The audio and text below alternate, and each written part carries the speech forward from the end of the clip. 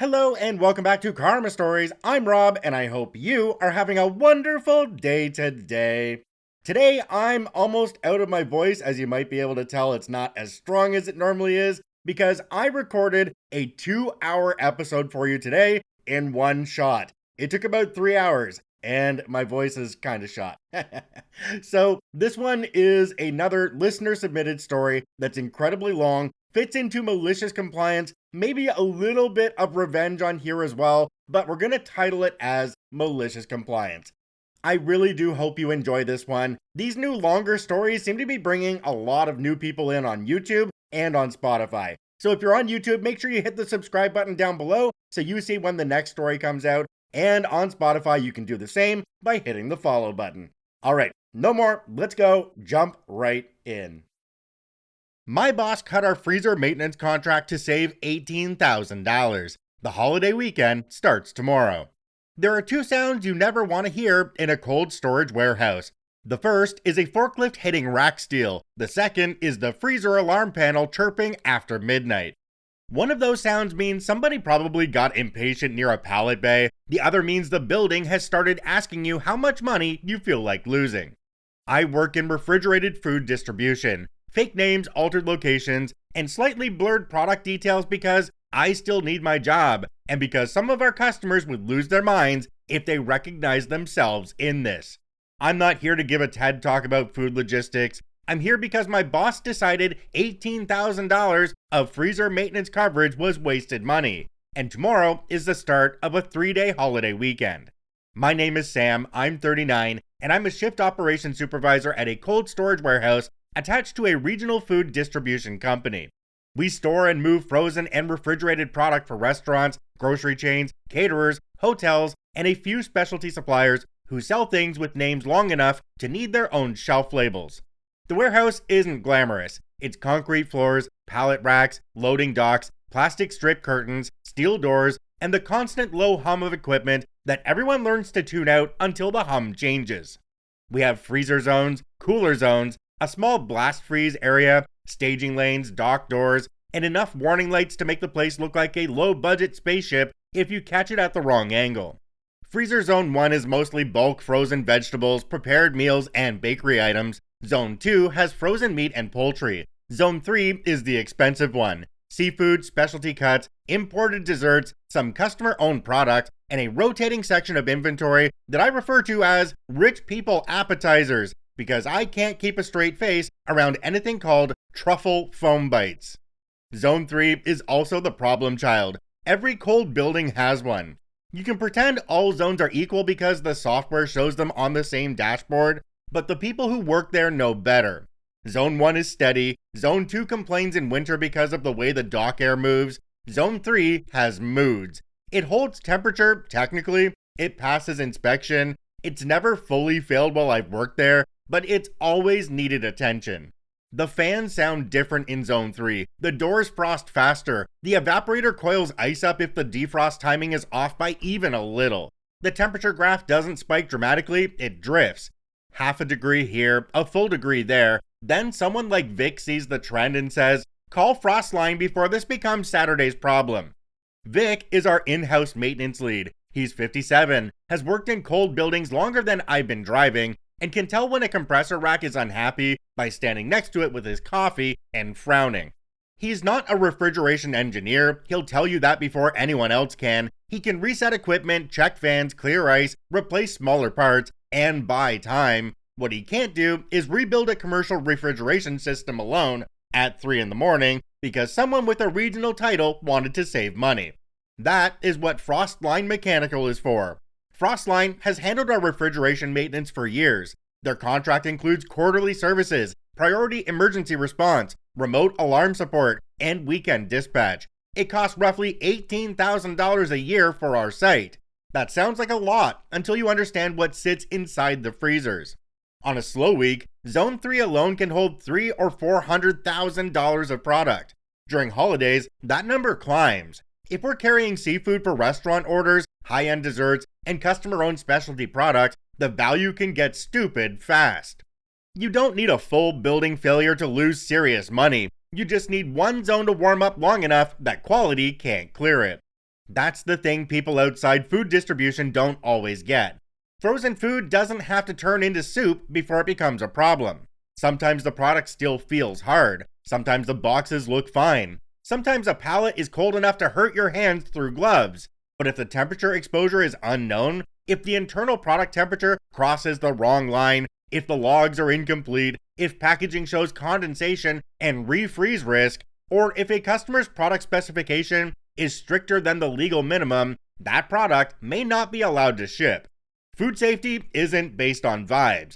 That sentence should be engraved above every loading dock. Our quality manager Nora says it at least twice a month. Nora is 46, calm in a way that annoys people who want to argue, and absolutely immune to sales pressure. If she puts a pallet on hold, that pallet isn't leaving the building unless the building itself is on fire and someone is physically carrying it outside. She isn't dramatic about it. She doesn't yell or threaten. She just prints hold tags, updates the system, and ruins somebody's afternoon with science. Between Vic, Nora, and the shift leads, we've kept the place running pretty well. Not perfectly. Warehouses are never perfect. Anyone who says otherwise has either never worked in one or is trying to sell you software. But we know the building. We know which dock door sticks when the weather changes. We know which temperature sensor reads a hair high. We know which driver will open a freezer door and then stand there telling a story while cold air rolls out around his ankles. We know Zone 3 needs attention before holiday weekends. Then Trent showed up. Trent is our new regional operations manager. He came in about 4 months ago after our previous regional manager retired and moved somewhere warm, which I now consider proof that she was smarter than all of us. I don't want to make Trent sound like a cartoon villain. He doesn't storm around the warehouse kicking pallets. He doesn't swear at forklift drivers. He remembers people's names after being introduced once, which is more than I can say for some managers. He is polished, confident, and very fond of phrases like cost discipline, ownership mindset, and right-sizing vendor relationships. That last one is where the trouble started. Trent came in with a mandate to reduce operating expenses across several sites. I understand expenses matter. I also understand that every manager thinks their own budget cuts are strategic and everyone else's are reckless. I'm not above that. If someone told me to cut my overtime budget, I'd have opinions. If someone told purchasing to stop ordering premium pallet wrap because the cheaper stuff tears when you look at it wrong, they'd have opinions too. But cold storage is different. You can delay repainting dock lines, you can postpone replacing office chairs, you can bargain with uniform vendors and argue about landscaping, you can even stretch a forklift replacement longer than you should, although the drivers will make sure you hear about it every single day. You cannot bargain with temperature. Temperature doesn't care what the budget meeting sounded like, it doesn't care whether the quarter is tight, it doesn't care if a regional manager thinks a maintenance contract looks padded. If a freezer stops pulling heat out of a room, that room warms up, slowly or quickly, but always honestly. Trent didn't see it that way, he saw vendor spend. The frontline contract came up during one of his site reviews. We were in the little conference room above the warehouse floor, the one where the table vibrates slightly when the dock levelers are active. Trent had a list of recurring expenses: security monitoring, pest control, forklift battery maintenance, waste disposal, refrigeration service. He circled Frostline. $18,000 a year, he said, for maintenance. Vic was sitting across from me. I watched his mouth flatten. I said, for maintenance, priority emergency response, alarm support, and weekend dispatch. Trent tapped the number with his pen. How often do we actually use emergency dispatch? That's not really the way to look at it, I said. It's exactly the way to look at it. Vic leaned back in his chair. You pay for the fire department even when your house isn't on fire. Trent smiled like Vic had made a charming blue-collar point that would not affect the spreadsheet. We still have in-house maintenance, he said. Vic pointed at himself. In-house maintenance is me. And your team. My team can fix dock plates, lights, racking damage, battery chargers, and doors. They are not commercial refrigeration techs. Trent said he understood that, which was a shame because everything he said afterward suggested he didn't. He asked whether Frostline's quarterly service visits were strictly required. Vic said required by whom? Required by law? Required by the equipment warranty? Required by the gods of common sense? Trent didn't enjoy that answer. Nora joined the conversation because product safety is tied to refrigeration performance. She explained that our temperature logs, maintenance history, and service response all mattered if product had to be reviewed after an excursion. She didn't say excursion in a scary way. In cold storage, an excursion just means the product temperatures went outside acceptable range. The word sounds like a field trip. It isn't a field trip. Trent asked whether we had actually lost product due to refrigeration failure in the last year. Nora said no. Trent said that seemed to prove the current spend was excessive. Nora said no, it proves that current controls are working. That was the first time I saw Trent get irritated. Not visibly angry, Trent is too polished for that.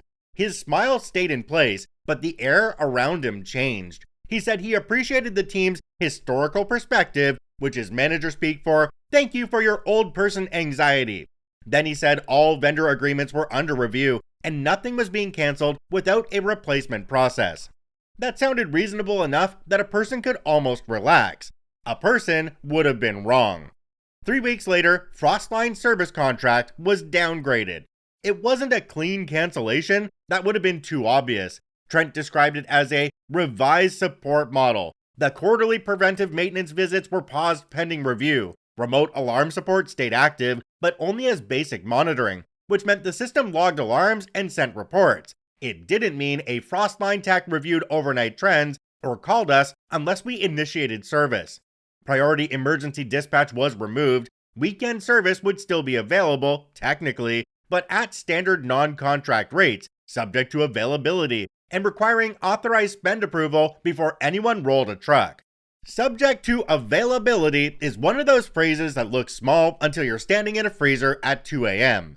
The new alarm procedure came out the same week. Under the old process, a serious freezer alarm went to the night lead, Vic, or the on-call maintenance contact, and Frostline. If the alarm cleared immediately and there was an obvious cause, like a door left open during loading, we logged it and monitored.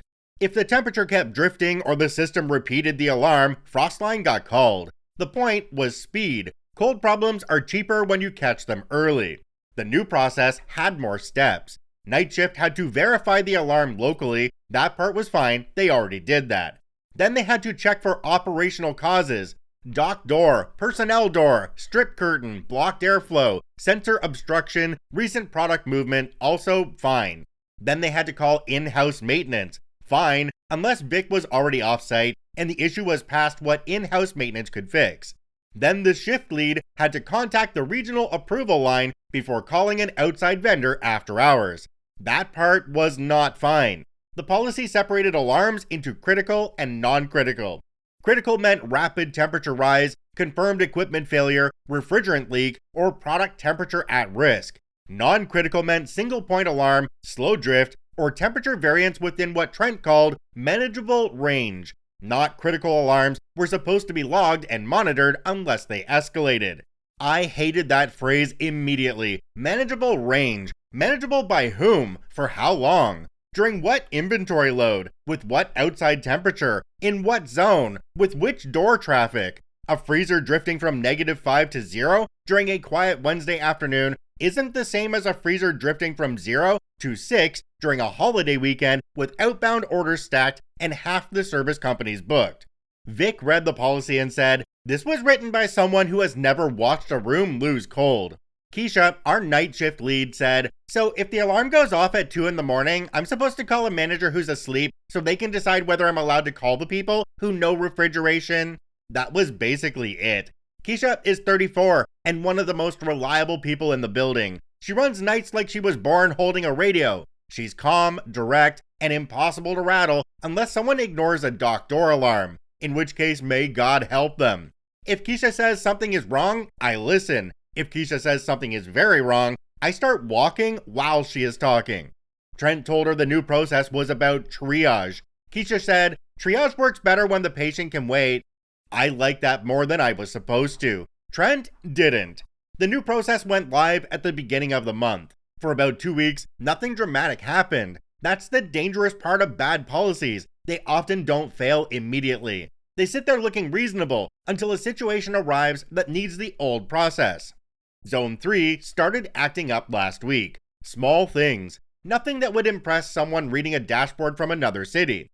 A 2-degree drift on Tuesday afternoon. A slightly longer recovery after a door cycle Wednesday morning. Frost on one section of the evaporator housing that Vic didn't like. The fans running louder than usual after defrost. A temperature graph that corrected itself, but slower than it should. Again, not a disaster, not even close. The product stayed frozen. The log stayed within allowable limits. If you are looking for a reason to dismiss it, you could find one. People like Trent are excellent at finding reasons to dismiss things. Vic adjusted what he could. He cleared some ice buildup, checked the door gaskets, verified the strip curtains, and watched the recovery time. He told me Zone 3 was acting sticky, which is not a technical term, but is usually accurate. I asked if we needed Frostline. He said, if we still had the contract, I'd have Cal swing by before the weekend. Cal is the Frostline tech who knows our site best. He has a beard that always looks like it has frost in it, even in summer, and he talks to refrigeration panels like they're stubborn animals. He and Vic get along because neither of them like surprises. But we didn't have the contract, not the way we used to. I asked Vic if it was urgent. He made a face. That depends what happens next. That is not an answer you want about a freezer zone before a holiday weekend.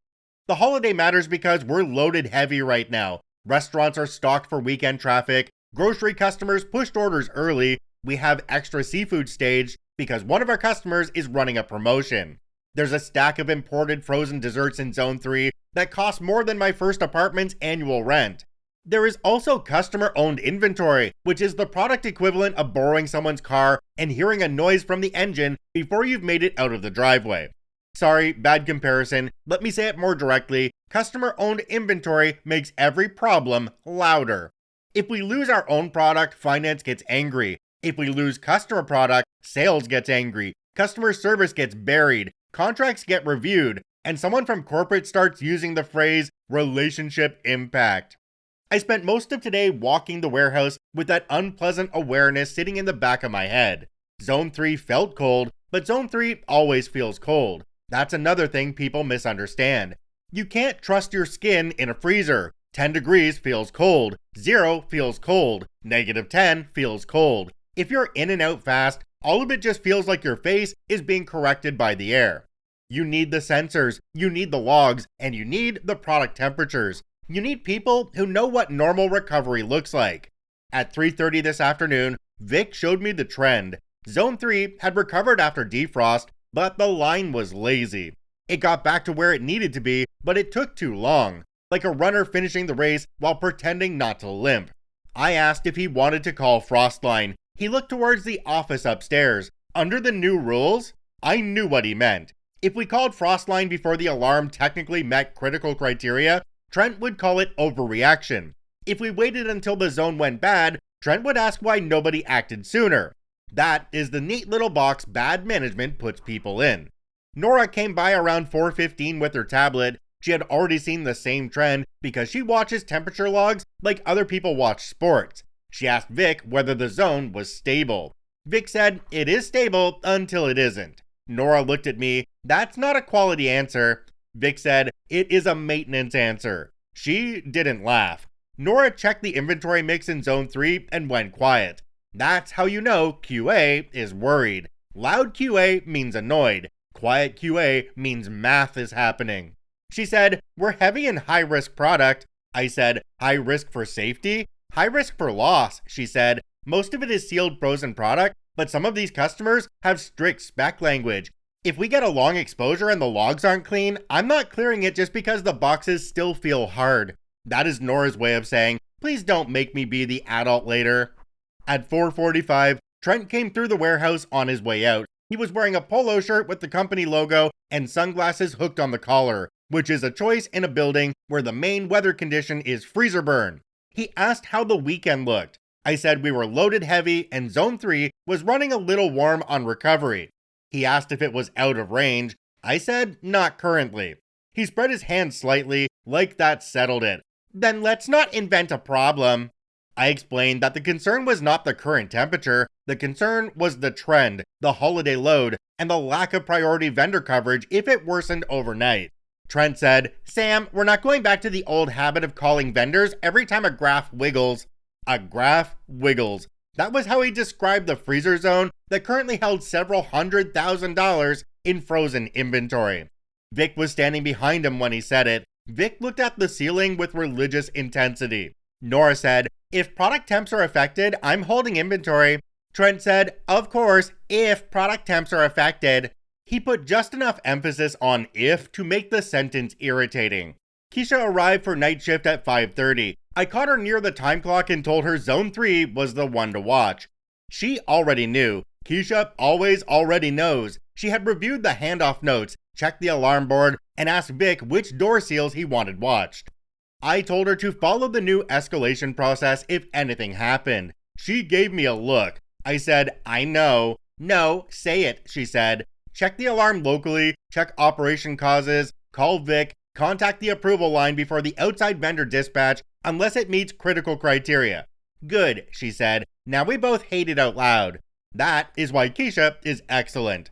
I stayed late enough to watch the 6 p.m. reading. Zone 3 was within range, not comfortably, but within. The line on the graph had settled, the product was frozen, the doors were closed, the dock was clear. If you wanted to say everything was fine, you could.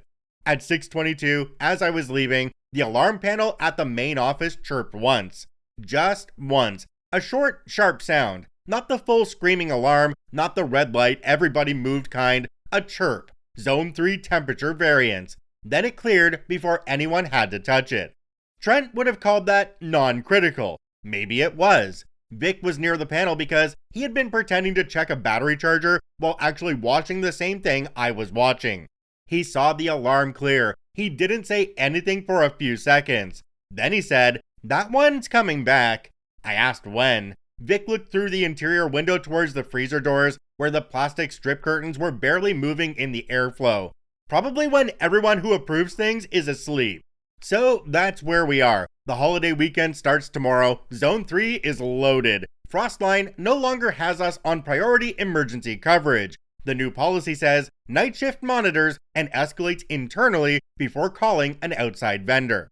Vic thinks the alarm is coming back. Nora has already warned that she won't clear questionable product just because someone wants trucks loaded. Keisha is running nights with a policy she hates and a freezer she doesn't trust. I hope I'm wrong, but I have worked in cold buildings long enough to know that cold hides problems until it doesn't. And if Zone 3 decides to stop cooperating at 2 in the morning, it won't care that Trent saved $18,000. OP's first update is titled, "Update, the first freezer alarm hit at 1:47 a.m. The freezer alarm came back at 1:47 in the morning. I didn't hear it myself. I was at home, asleep, because Friday night was technically my night off. I say technically because anyone who works operations knows time off is mostly a theory with better shoes. But I was not in the building when Zone 3 started complaining. Keisha was. I have now heard the whole sequence from Keisha, Vic, and 2 people who were moving outbound orders on the night shift. I also saw enough of the temperature screen when I came in later to know this wasn't a case of one nervous employee overreacting to a blinking light. Zone 3 did exactly what Vic said it would do. It waited until the people who approve things are asleep. According to Keisha, the first alarm was not dramatic. That is part of why it was dangerous. The panel didn't light up like a Christmas tree. No siren screamed through the warehouse. No one ran through the freezer yelling. It was one sharp chirp at the desk near the dock office, followed by the low repeating tone that means a zone has drifted outside its comfort range and would like a human being to notice. Keisha was checking a late inbound order when it happened. Friday night into Saturday is usually quieter than weekend mornings, but it isn't empty. There were still 2 dock orders active, 1 outbound truck being loaded, a driver waiting on paperwork, and 3 selectors pulling product for early Saturday routes. The warehouse was in that overnight rhythm where everything sounds louder than it should. Forklift backup beepers, pallet wrap tearing, dock plates dropping, the hum of freezer fans behind strip curtains. The alarm panel showed Zone 3 at plus 3.8 degrees. Zone 3 normally sits below 0. A few degrees above 0 doesn't mean product is ruined. It doesn't even mean that the product is warm in any normal sense of the word. You can stand in a freezer at plus 3 and still feel like your teeth are being personally criticized. But the set range exists for a reason, and Zone 3 had been lazy on recovery all afternoon. Keisha did exactly what the new policy told her to do. She didn't jump straight to the vendor, she checked the dock doors first. Door 7 had been open earlier for seafood staging, but it was closed and sealed. Door 8 was closed. The personnel door by the freezer corridor was latched. Nobody had left a pallet half in and half out under the strip curtains, which happens more often than anyone wants to admit. She checked whether the airflow was blocked. A stack of frozen dessert pallets had been staged too close to one of the interior lanes, so she had the crew pull them back. Not because she thought the pallets caused the alarm, but because when a freezer is struggling, you stop giving it extra reasons. The panel cleared after about 6 minutes. That is the sort of thing Trent would have loved. Single point alarm, slow drift, cleared without outside service, log and monitor. On a normal Tuesday with an active service contract and light inventory, that might have been enough. Keisha didn't like it. She went into Zone 3 with 2 of the selectors and did a walkthrough. They checked the obvious things: door seals, frost buildup near the entrance, loose curtains, pallets pushed too tight to the walls, anything that would explain why the air wasn't moving right. Everything looked basically normal, which is almost more annoying than finding an obvious problem.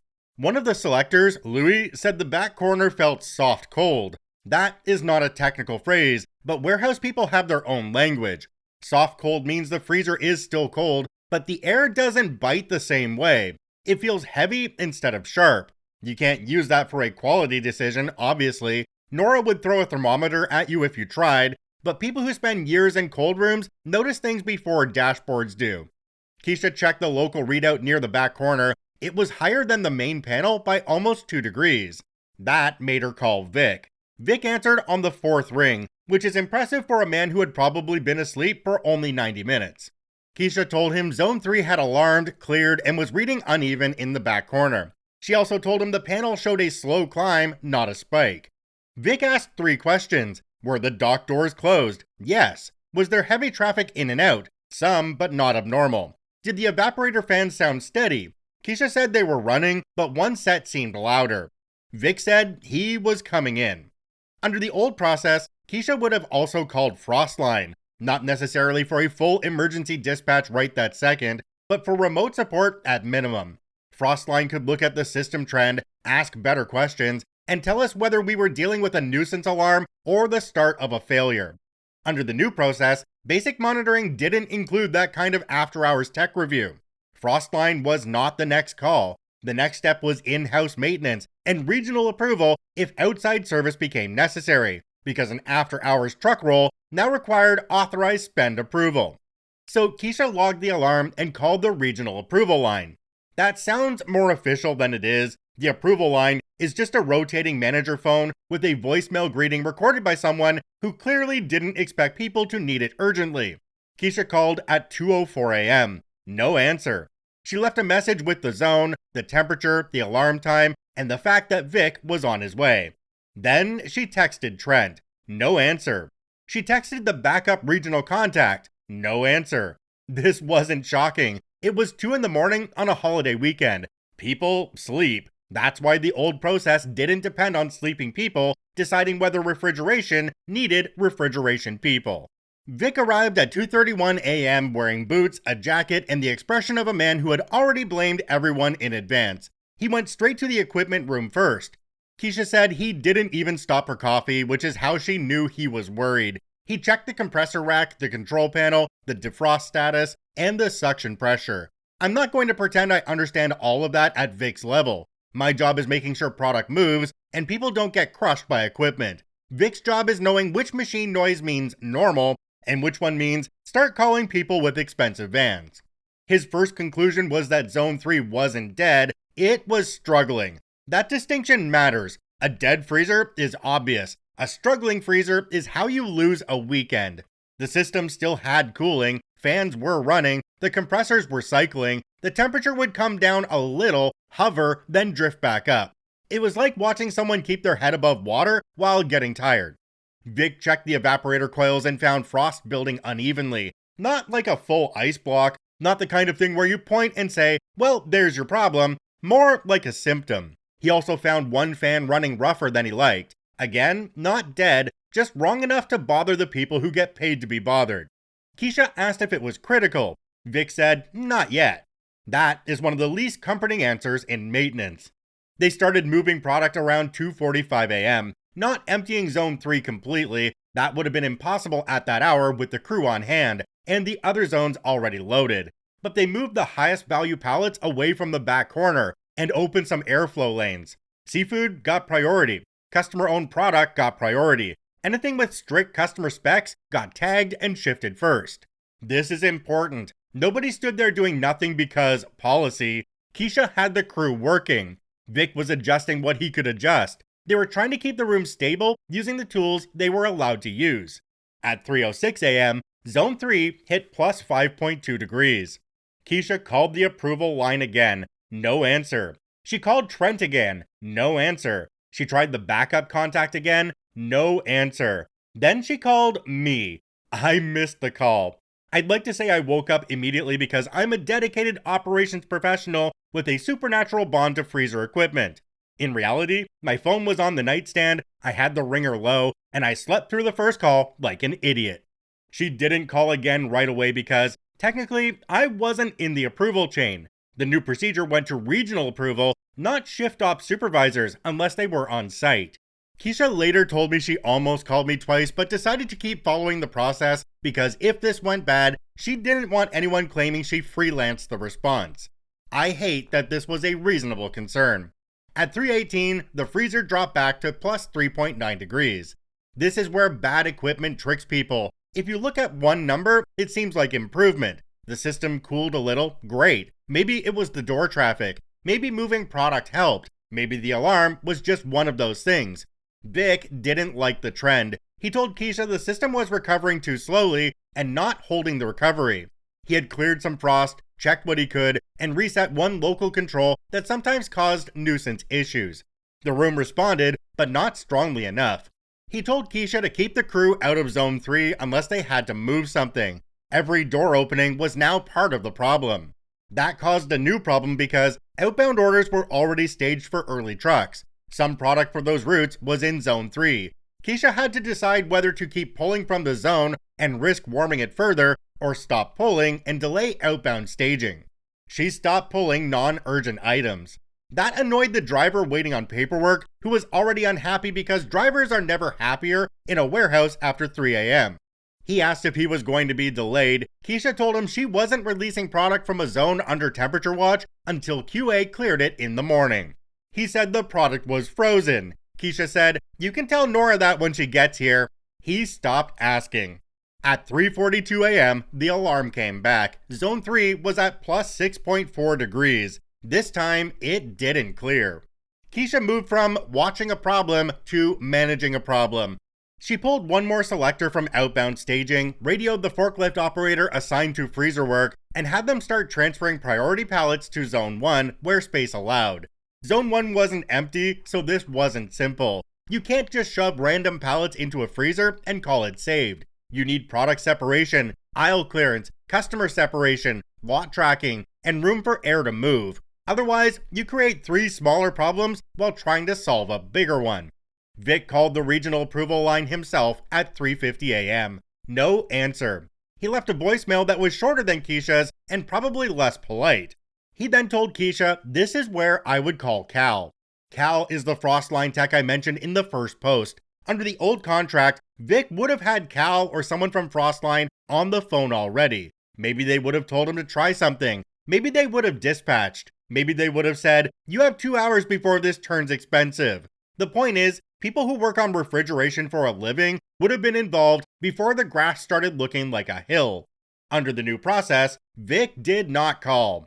I know some people are going to say he should have anyway. I get it. Sitting here now, after everything that happened, it is easy to say someone should have ignored the policy and called the vendor. But under the revised agreement, calling was not the same as getting a tech. A truck roll required approval. And if nothing went wrong afterward, Vic would have been the person who created unauthorized emergency vendor spend after being told not to. People get fired for ignoring policy. People get blamed for expensive emergency calls if nothing goes wrong. People who work nights and maintenance are very used to being told they overreacted after preventing the thing no one saw. Trent had spent weeks making it clear that unnecessary vendor calls were the problem. So they followed the new rules. At 4:07 a.m., Keisha finally got a call back from the backup regional contact, not Trent. The backup contact was a manager from another site named Aaron, who didn't know our building and had probably been dragged out of sleep by the third voicemail. Keisha explained the situation. Aaron asked whether the zone had exceeded the critical threshold. Keisha said not yet, but it was climbing and not recovering properly. Aaron asked whether Vic was on site. She said yes. Aaron asked whether Vic had confirmed equipment failure. Keisha looked at Vic. Vic said, "Tell him I've confirmed equipment is behaving like garbage." Keisha translated that into, "Maintenance has confirmed abnormal operation, but not a complete failure." Aaron said if it wasn't a complete failure and product temperatures had not been confirmed above limits, they should continue monitoring and escalate if the alarm reached critical threshold. There it was. Continue monitoring.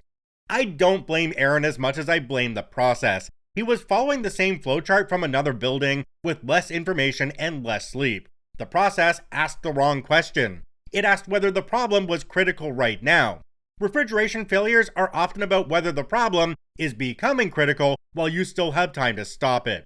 At 4:30 a.m., Vic tried to buy more time. He adjusted the defrost cycle, cleared more frost from the accessible section, and checked the fan operation again. Keisha had the crew reduce traffic to Zone 3 as much as possible. They staged a few pallets in the vestibule, only long enough to transfer them to other zones. Louis took preliminary spot checks from accessible pallets using the emergency thermometer from the QA station. Nobody treated those as release readings. They were just enough to tell us whether we were already dead or still fighting. The product temps were still acceptable. That gave everyone a little hope. Not much, just enough to make the next hour more frustrating. At 4:58 a.m., Zone 3 dropped to plus 4.7 degrees. At 5:16 a.m., it climbed to plus 5.5 degrees. At 5:38 a.m., it hit plus 7.1 degrees. By then, the room was still frozen, but it was losing the argument. You could see it in the way people moved. Night shift workers are usually efficient in a steady, tired way. Now they were efficient in a sharp way. Radios chirped shorter, forklifts moved with less wasted motion. People stopped making the little jokes that keep overnight work normal. Keisha called Trent again at 4:51 a.m. This time, he answered. She said he sounded like a man who had been awakened into a world he didn't approve of. She explained the alarm history, the temperature trend, Vic's findings, the product moves, and Aaron's instructions to continue monitoring. Trent asked whether the product was still frozen. Keisha said yes, but the zone was still climbing.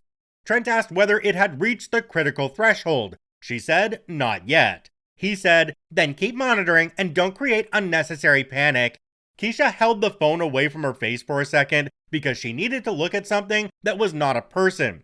Then she said, "At what temperature do you want Frostline called?" Trent said, "If Vic confirms a critical equipment failure." Vic was standing close enough to hear that. Keisha said he laughed once without humor. She asked Trent if he wanted to speak directly with Vic. Trent said he was getting dressed and would call back in 20 minutes. He didn't call back in 20 minutes. At 5:52 a.m., Keisha called me again. This time, I woke up. There's a specific kind of fear that comes from seeing a warehouse lead's name on your phone before dawn. My first thought was injury. My second thought was an ammonia leak, even though our system at that site is not one of the old ammonia nightmares. My third thought was Zone 3, because apparently my sleeping brain is smarter than my waking optimism. I answered with, "What happened?" Keisha said, "Zone 3 is still frozen, but it's not winning."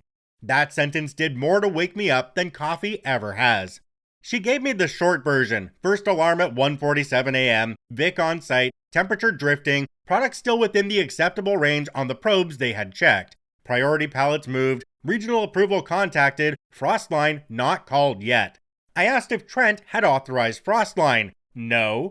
Did he say not to call? He said if Vic confirms critical failure. I asked what Vic said. I heard Keisha move the phone. Then Vic's voice came through from somewhere nearby. Vic said, "Tell Sam this thing isn't going to improve because someone keeps asking it to be polite."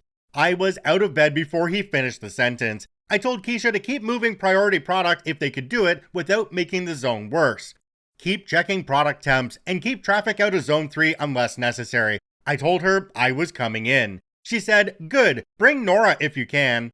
That was the right call. I called Nora at 5:58 a.m. She answered like someone who expected the phone to ring. Zone 3, she said. Yes. How high? 7 and climbing. Product temps? Still okay from the checks they've done. For now, she said. Nora doesn't waste words before sunrise. She said she would meet me there. The drive to the warehouse took 28 minutes. I remember because I spent most of it thinking about the value in Zone 3. Not in a dramatic cartoon way where dollar signs flashed in my head, more like mental inventory. Seafood promo, imported desserts, specialty meat, customer-owned pallets, weekend outbound orders, product specs, temperature logs, hold decisions, customer calls. I also kept thinking about the $18,000. That number is going to bother me for a while. $18,000 a year. That is not nothing. I know it is not nothing. There are employees who make less than that in several months. There are departments that fight for smaller budget lines. But in our building, $18,000 was not a luxury. It was a seatbelt. And we had removed it because nobody had crashed recently. When I pulled into the lot, the sky was just starting to lighten. The building looked normal from outside. That is another annoying thing about warehouse problems. From the street, nothing looks wrong. Same dock doors, same lights, same trucks, same sign. You can have 6 figures of product at risk, and the building just sits there looking like a building. Inside, the dock office was too awake. Keisha was at the panel. Vic was coming out of the equipment room with frost on his jacket sleeve. Louis and another selector were moving a pallet of seafood towards Zone 1. The forklift beeper echoed off the concrete in a way that made everything feel louder than it was.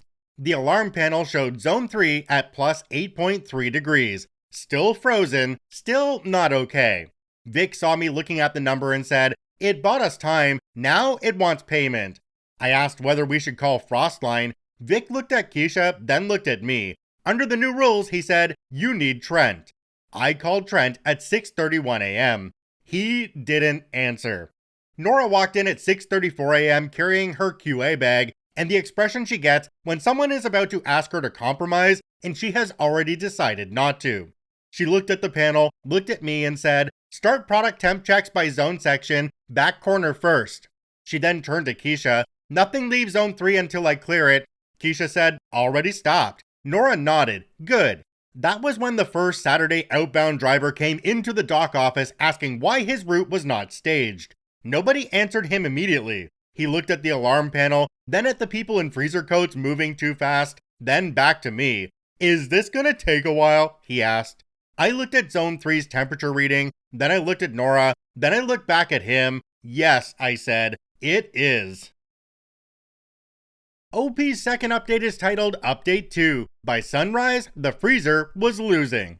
By the time the first Saturday driver asked whether this was going to take a while, Zone 3 was sitting at plus 8.3 degrees, and still climbing.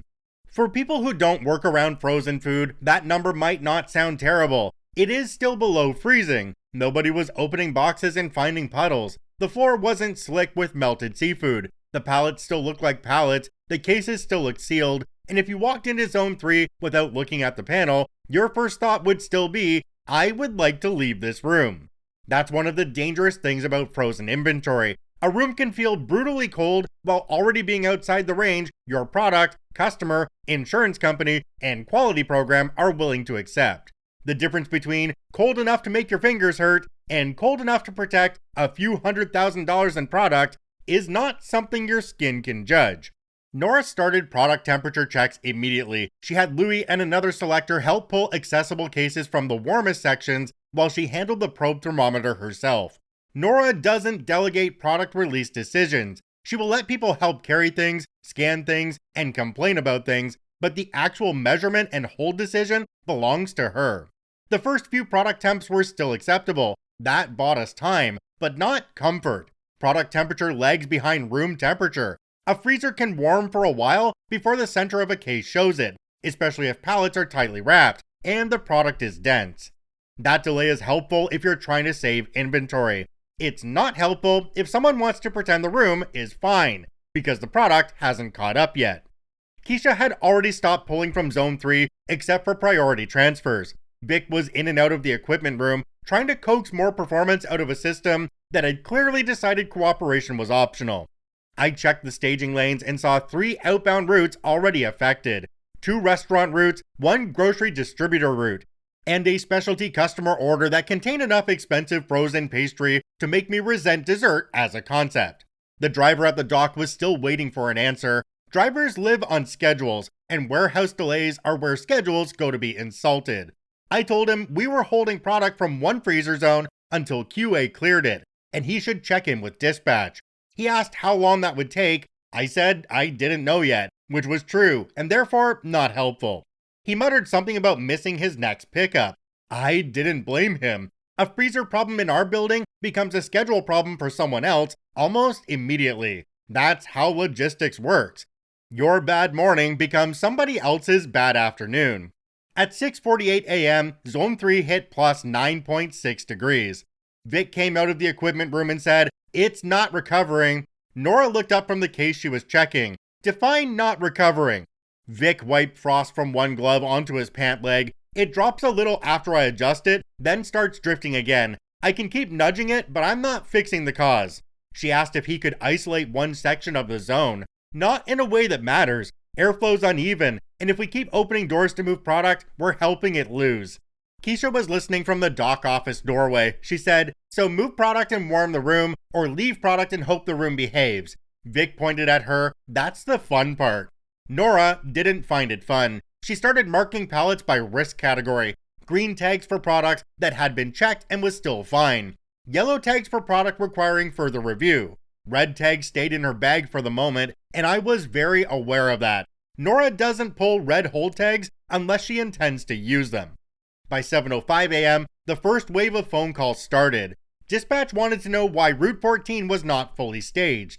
Customer service wanted to know whether they should notify the restaurant group expecting the seafood promo. Sales wanted to know whether we were talking about a delay or a cancellation. I told all 3 versions of the same answer. Zone 3 was under temperature review, QA had not released affected product, and no, I couldn't give them a final answer yet. Sales hated that. Sales hates anything that can't be turned into a confident sentence. At 7:18 a.m., Trent called me back. He sounded much more awake than he had sounded when Keisha reached him, but not more useful. I gave him the situation as plainly as I could. Zone 3 had alarmed repeatedly overnight. Vic had been on site since 2:31 a.m. The room was at plus 10.4 degrees and climbing. Product temperatures were still mostly acceptable, but under active review, and Nora had stopped release from the zone. He asked if the product was still frozen. I said yes, but that wasn't the standard Nora was using. He said, "Let's not create a customer issue before we have one." I looked through the office window at the 2 forklifts moving priority pallets out of the warmest section while an alarm panel blinked behind me. "We have one," I said. "The question is, how big?" He said he was on his way. Then he asked whether we had called Frostline. I said no, because the new process required regional approval unless the event met critical criteria, and nobody had given that approval overnight. There was a pause. Not a long one, just enough. Then Trent said, "Well, if Vic believes outside service is required now, go ahead and call." That was very generous of him after the room had spent 5 hours warming up. I didn't say that. Growth.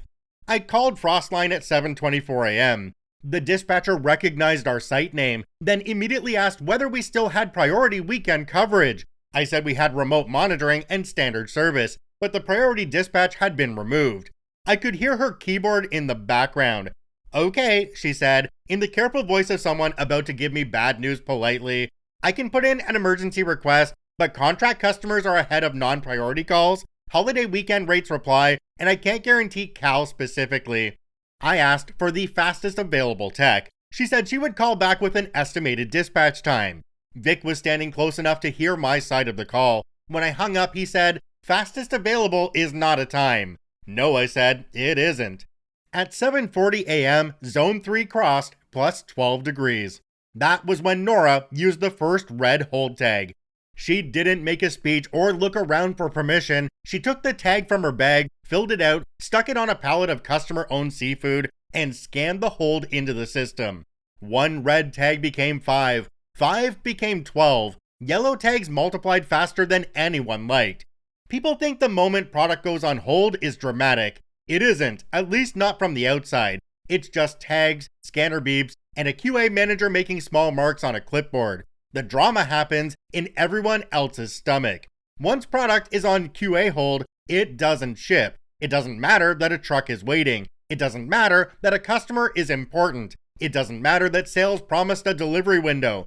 A hold means the product is in quarantine until quality says otherwise. If someone breaks that hold, the problem is no longer operational. It becomes the kind of problem that follows people home. Nora told me she was holding the warmest quadrant of Zone 3 first, plus any customer-owned product in the affected airflow path. She wanted continuous room readings, product temperatures by location, and a list of every pallet that had been moved since the first alarm. Keisha had already started that list because Keisha is the kind of person who saves you trouble before you know its name.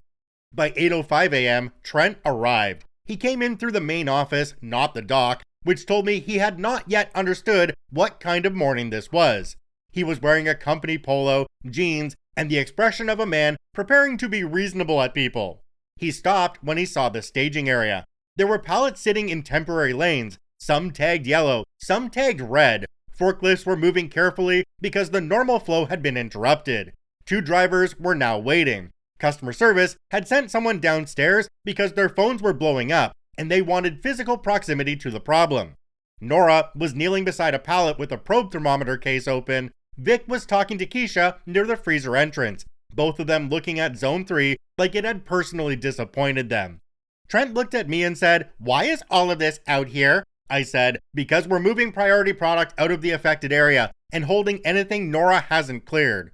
He looked at the red tags. "Already?" Nora stood up before I could answer. "Yes." Trent turned toward her. "Nora, I understand caution, but we need to be commercially responsible. If the product is still frozen, we need to avoid turning a manageable issue into a larger customer disruption." Nora took off 1 glove, very slowly, so she could operate her tablet. Product under QA hold is not shipping. "I'm not asking you to ship unsafe product. You're asking me to consider shipping product from a zone that has been operating above temperature for hours, while we are still establishing product exposure. I'm asking for judgment. This is judgment." That was the end of that conversation, although Trent didn't realize it right away. He tried again. He asked whether the product had exceeded legal safety limits. Nora said some had not. Some had been fully assessed, and some customer specifications were stricter than legal minimums. He asked if we could release low-risk items first. Nora said yes, after they were checked, logged, and cleared by QA. He asked how long that would take. Nora said longer if she had to keep explaining it. I almost smiled. I didn't because I wanted to remain employed. At 8:22 a.m., Frostline called back. They had a tech available, but he was finishing an emergency call at a contract site 2 towns over. Estimated arrival time between 10:30 and 11:15 a.m. Vic said a word I will not repeat here. Trent asked whether Frostline understood this was an emergency. I said, "They understand, we're not priority anymore." He didn't like that. "We're still a customer." "Yes, we're a non-priority customer on a holiday weekend." That landed. Not enough to make him admit anything, but enough to make his jaw tighten. At 8:30 a.m., Zone 3 hit plus 14.7 degrees.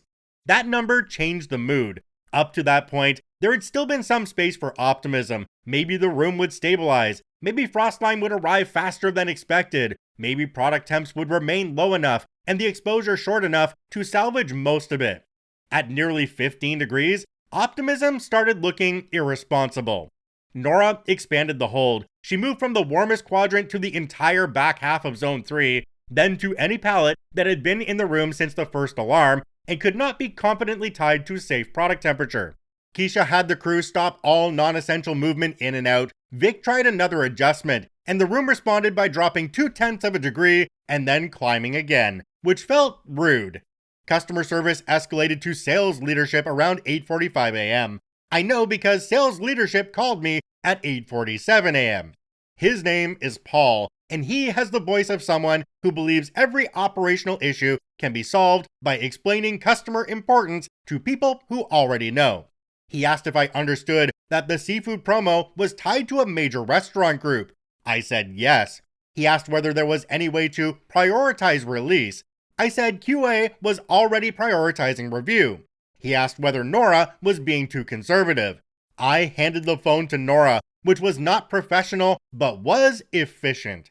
Nora listened for about 15 seconds, then said, "If you want to sell temperature-exposed seafood without QA release, you can put your name on the decision, and I'll put mine on the report explaining why I objected." She listened again, then she said, "I thought not." She handed the phone back to me. Paul had hung up.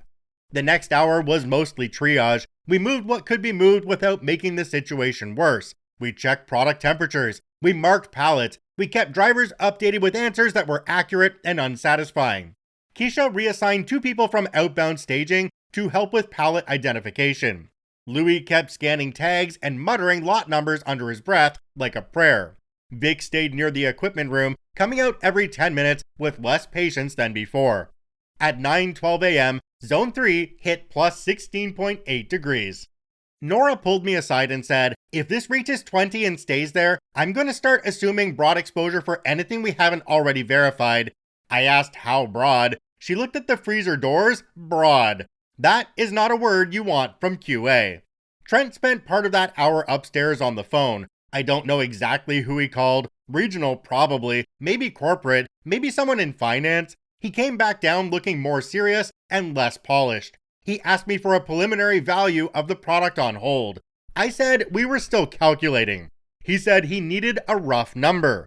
Nora had one. Nora always had one. She said the red hold product already represented about $280,000 in inventory value, and the yellow tag product under review was another $170,000, not including customer credits, disposal, missed shipments, or any additional product if the exposure widened.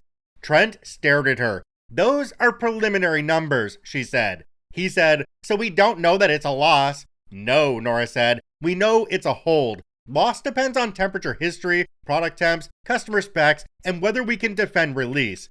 "Defend release?" Trent repeated. "Yes. To whom?" Nora looked at him like he had asked why food needs labels.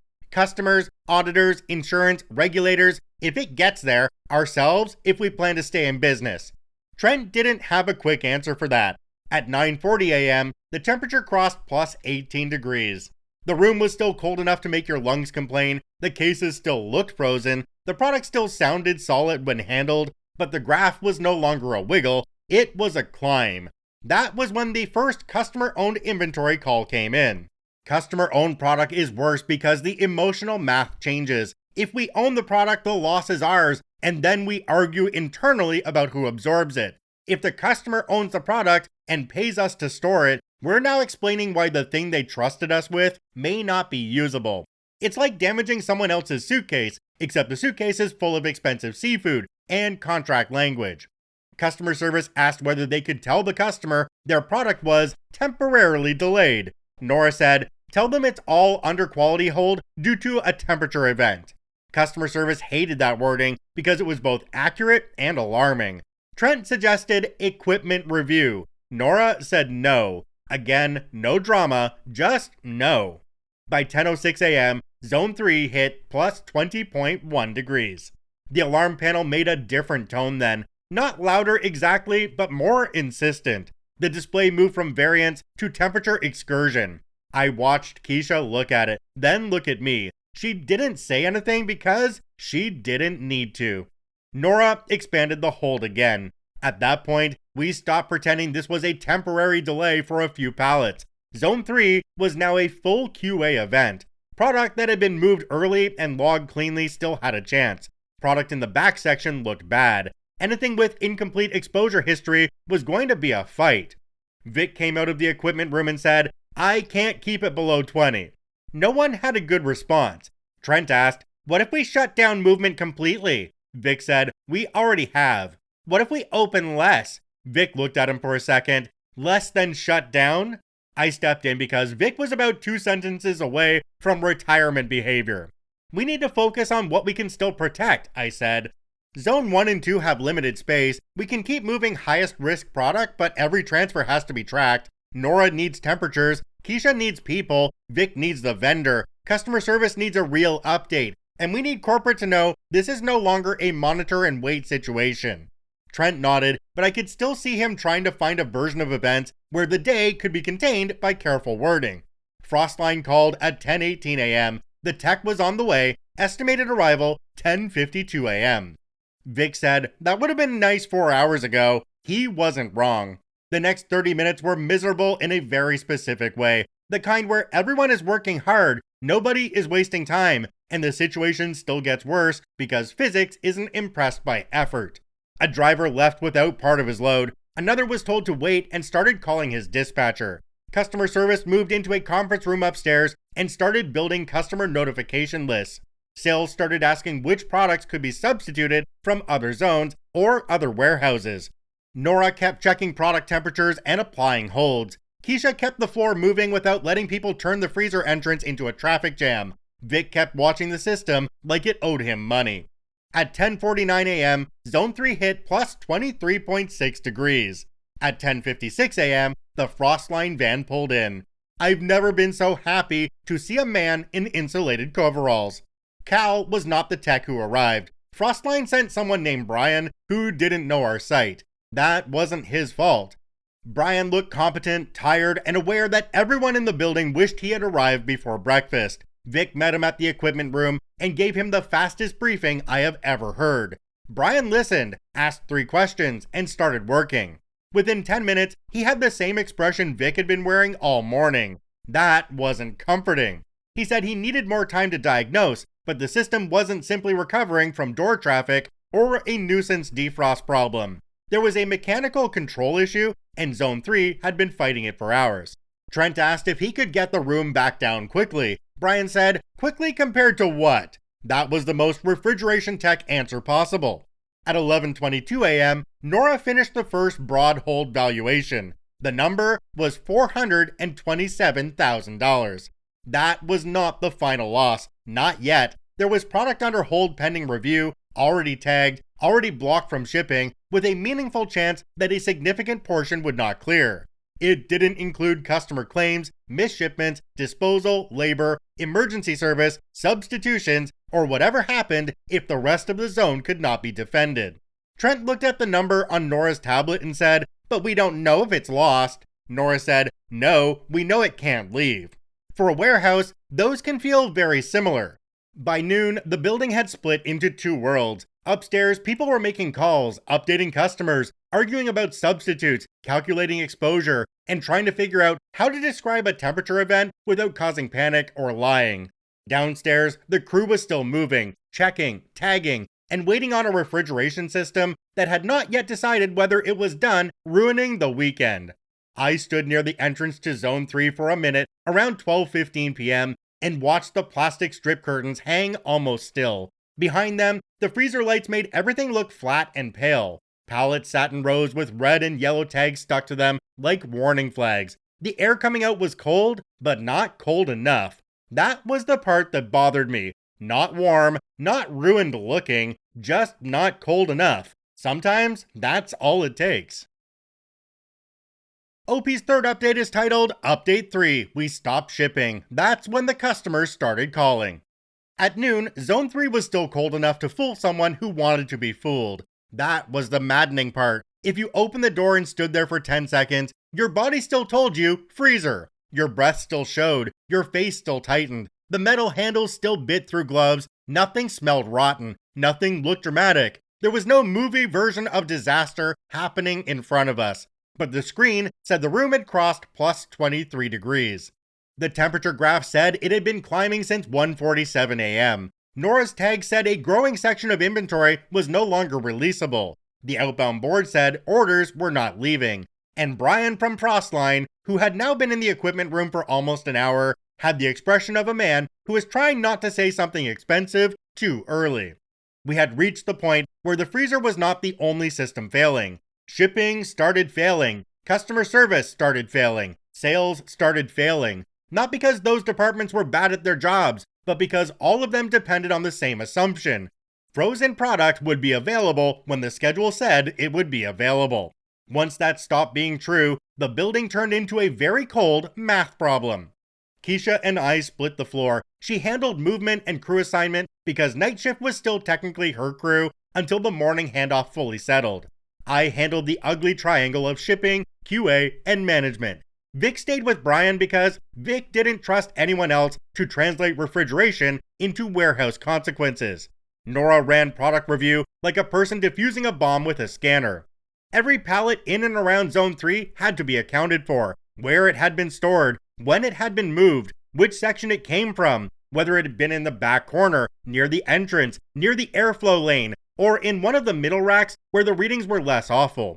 If it had customer ownership attached, that had to be separated. If it had strict customer specs, that had to be flagged. If it was tied to an outbound order, customer service needed to know whether to delay, substitute, or cancel. This is the part nobody thinks about when they hear freezer problem. They picture a machine failing. They don't picture the paperwork of cold.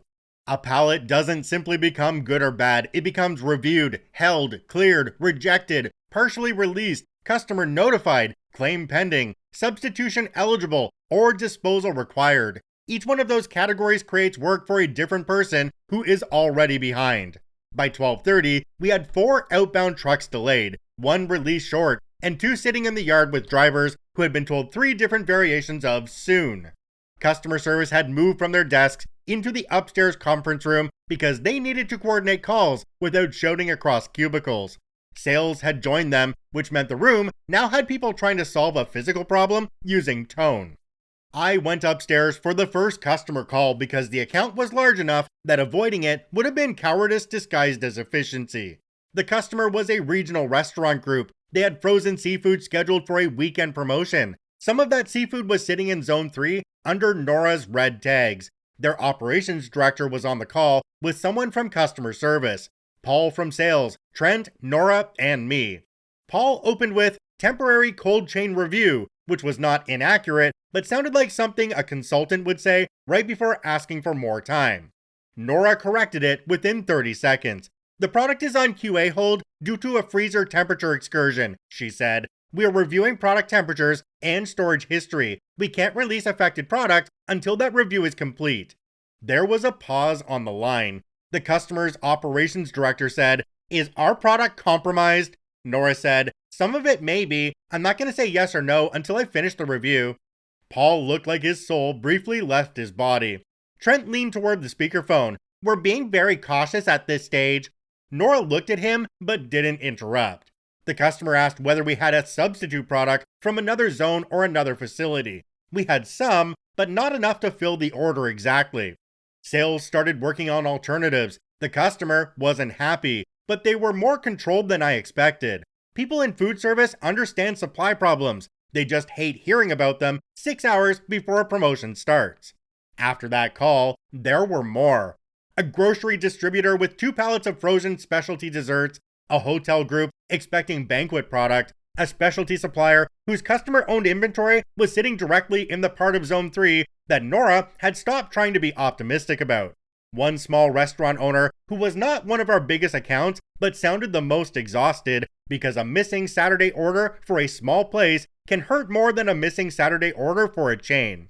That call stuck with me. He didn't yell, he just said, "I need to know whether to change my menu before my prep cooks come in." There was no polished answer for that. There was only the true one. "Yes," I said, "I would change it." Paul gave me a look. I ignored it. Downstairs, the freezer kept climbing. At 12:48 p.m., Zone 3 hit plus 25.2 degrees.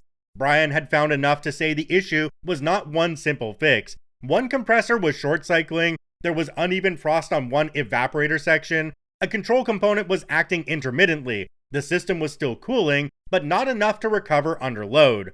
He didn't want to make a final diagnosis without more testing, but he said the phrase, "not an overnight problem," and Vic immediately looked at Trent. Trent was standing near the equipment room door, phone in hand, trying to look like he understood more than he did. "What does that mean?" Trent asked. Brian wiped his hand on a rag. "It means this probably started before the alarm." "How long before?" Hard to say without service history and a full look. Vic said, longer than last night. Brian didn't argue. That was when Trent started asking about the last service visit. Not aggressively, carefully. He asked when Frostline was last on site.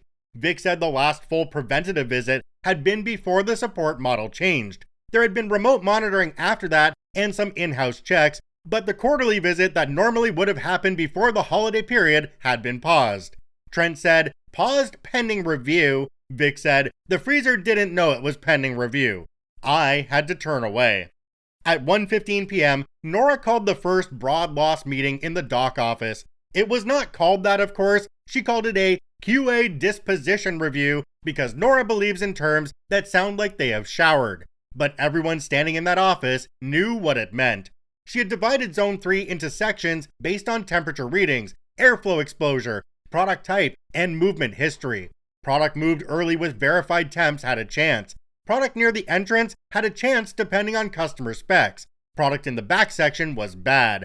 Product with incomplete exposure data was going to be held until she could either defend release or reject it.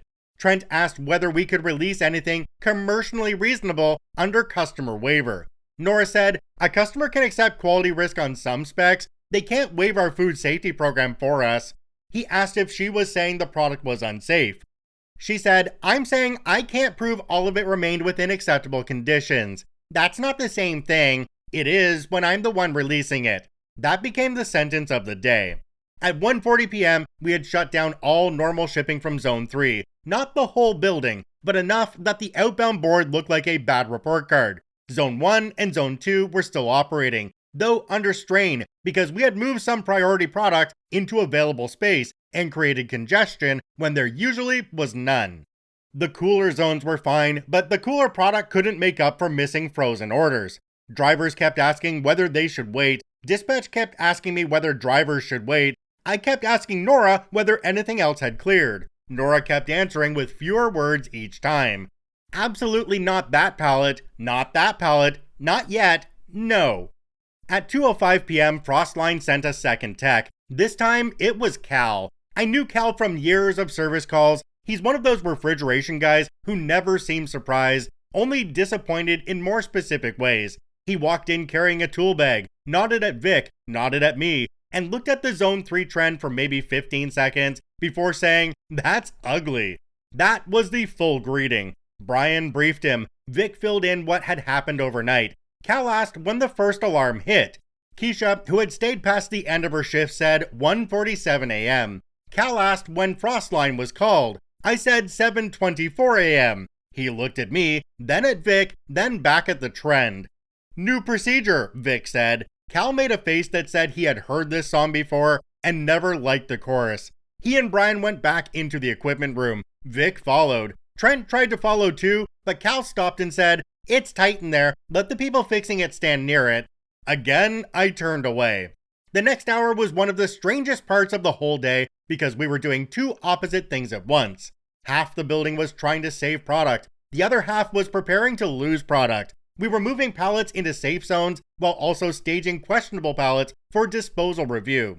We were telling customers we might have substitutions while also asking waste vendors about holiday availability.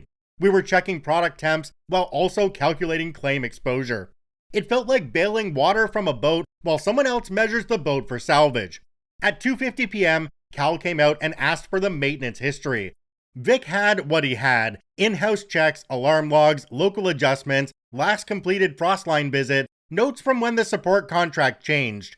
Cal didn't ask for an email, he didn't ask for who approved what, he just wanted to know what had actually been done to the equipment and when.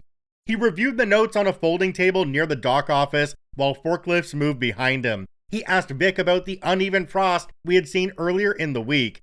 He asked about recovery after defrost. He asked about the rough fan. He asked whether the system had been short cycling before the weekend or only after the alarm. Vic answered all of it, not because he was trying to prove a point, but because maintenance people love nothing more than being asked the right questions by someone who understands why the answers matter.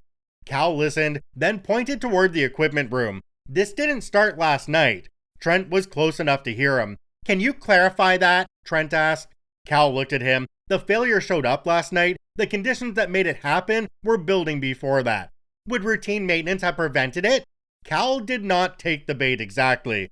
Good technicians are careful with blame because machines are rude and lawyers exist. Routine maintenance might have caught some of the signs earlier, he said. The longer answer is that your system is old, heavily loaded, and overdue for attention in Zone 3. It gave you warnings. Whether those warnings turned into a service call depends on how much risk you want to carry. That wasn't dramatic. It was worse. It was plain. Trent said, we did have internal checks. Cal said, internal checks are not the same as refrigeration service. Vic looked deeply satisfied for about 1 second, then remembered the freezer was still warm and went back to being miserable. At 3:20 p.m., Nora updated the hold value. The number was now $612,000. Again, not confirmed destroyed, held, at risk, under review, but in a warehouse. A held pallet is already a wound. It occupies space, blocks orders, triggers calls, and sits there daring you to make a decision you cannot defend. The expensive imported desserts were mostly on hold. A large section of seafood was on hold. Some specialty meat was on hold. Customer-owned pallets had their own separate tab because those claims would not be handled like normal inventory. Customer service stopped asking whether the number included relationship impact because nobody wanted to hear the answer. Trent started focusing on salvage. That was understandable. Everyone was focusing on salvage. The difference was that Trent seemed to think salvage was a negotiating position. He asked whether product could be moved to blast freeze and recovered. Nora said, blast freezing doesn't erase unknown exposure. He asked whether customers could accept discounted product. Nora said, not if I can't clear it. He asked whether we could separate outer cases from inner product and sample more aggressively. Nora said yes, where sampling made sense, and no, where the product history was already bad enough that sampling wouldn't save it. He asked if she was being too conservative because of visibility of the event. That was a mistake. Nora set her tablet down. Trent, she said, my job isn't to make the event smaller. My job is to make the decision defensible. If you want someone to make a less defensible decision, you need someone else. No one moved. A dock worker dropped a pallet jack handle somewhere behind us, and the sound cracked across the concrete like punctuation. Trent said he was not asking anyone to compromise standards. Nora picked up her tablet again. Good. By 4 p.m., Zone 3 finally stopped climbing. Cal and Brian had managed to stabilize the system enough to keep it from getting worse. It was still far above where it needed to be, but the number stopped moving upward. That should have felt like relief. Mostly, it felt like arriving after the argument was already over. The room had peaked around plus 27 degrees. Cal said they could start pulling the temperature down slowly, but it would take time. You can't just command a loaded freezer back to negative temperatures because everyone is embarrassed. The system has to remove heat from the room, the racks, the air, the product surfaces, the pallets, the packaging, everything. That takes time, especially when the system is the same one that just spent the morning failing to keep up. At 4:30 p.m., we started preparing the disposal lane. That was the moment the day became real in a different way. Until then, the word loss had been mostly digital, numbers on Nora's tablet, values in the inventory systems, customer references on a call list, a hold report, a forecast. A disposal lane is physical. You clear floor space, you mark the area, you stage pallets that can't ship and probably can't be salvaged. You coordinate with QA, warehouse, waste vendor, and sometimes security, depending on product type. You make sure nobody accidentally picks from those pallets. You make sure nobody thinks destroyed means take home opportunity, because people lose their minds around free food even when it is absolutely not free food. Nora is strict about that. Product marked for destruction does not become lunch, donation, discount, or my cousin has a barbecue. It gets controlled, recorded, and removed through approved channels. That may sound wasteful. It's also how you avoid a second problem after the first problem. Louis stood near the first disposal pallets and said, "This is depressing." Keisha said, "It is expensive. Depressing is extra." I asked her why she was still there. She said, "Because if I go home now, I'll just be mad there." I couldn't argue with that. At 5:15 p.m., Trent got pulled into an upstairs call with corporate. I wasn't invited. Nora was invited for the first 20 minutes, because someone wanted the QA position directly.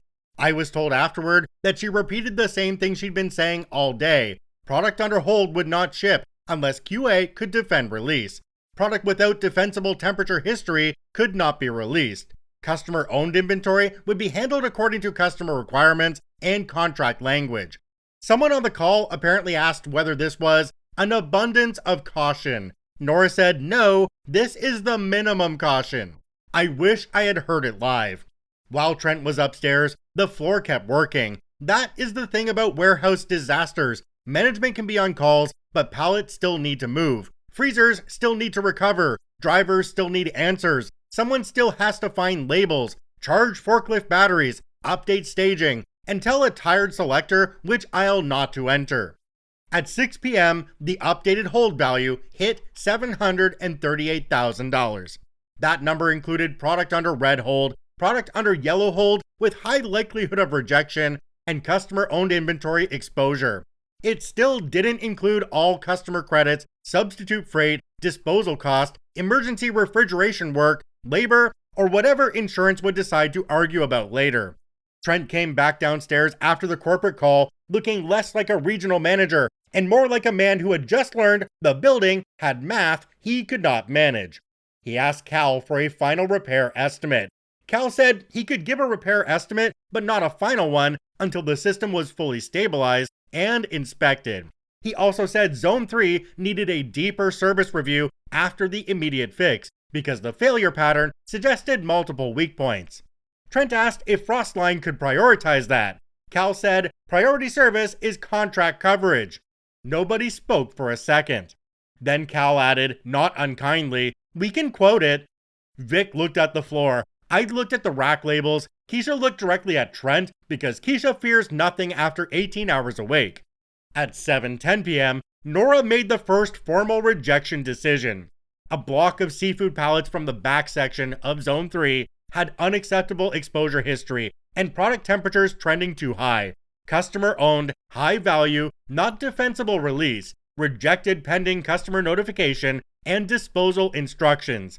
The value of that block alone was over $180,000. Customer service made the call. I stood in the room for it. The customer didn't scream. Somehow that made it worse. Screaming gives you something to react to. This person went quiet, asked for the lot numbers, asked for the temperature history, asked who would be handling the claim, and said their legal department would need the incident report. When the call ended, Paul from sales sat down and put both hands over his face. I didn't make any jokes. There are times even operations people can understand mercy. By 8 p.m., Zone 3 had finally started coming down. Slowly, painfully. The graph was moving in the correct direction, which would have been encouraging if the day had started then. Instead, it felt like someone apologizing after knocking your tooth out.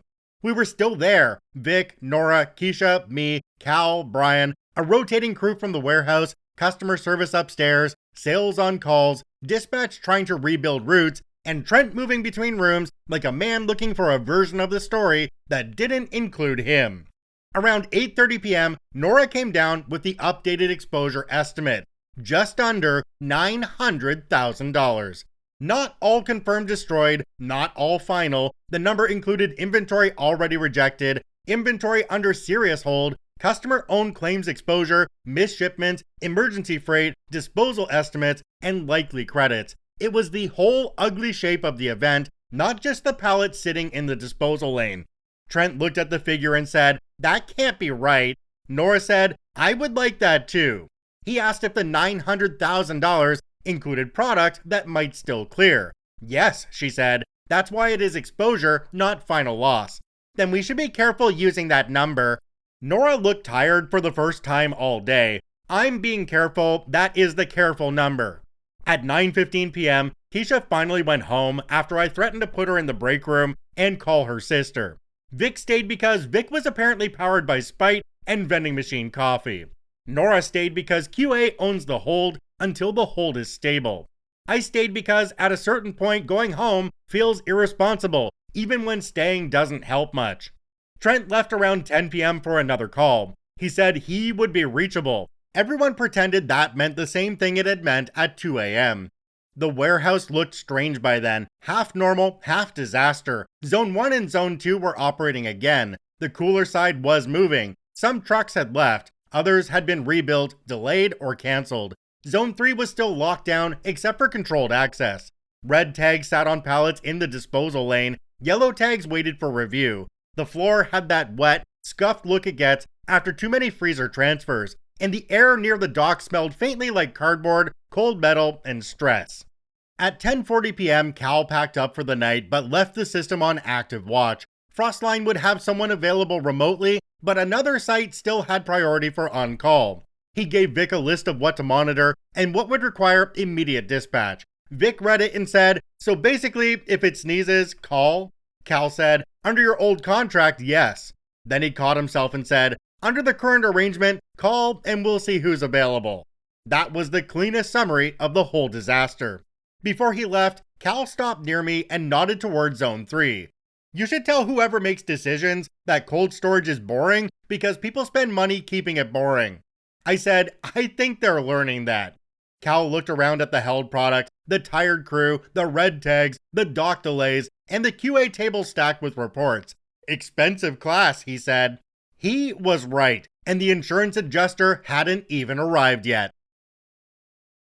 OP's fourth update is titled Update 4, The Insurance Adjuster Asked One Question Trent Couldn't Answer. The insurance adjuster arrived Tuesday morning at 9:05 a.m. with a rolling case, a tablet, and the emotional temperature of a bank lobby. His name was Mr. Harlan. I don't know his first name because he never offered it, and nobody was in the mood to ask.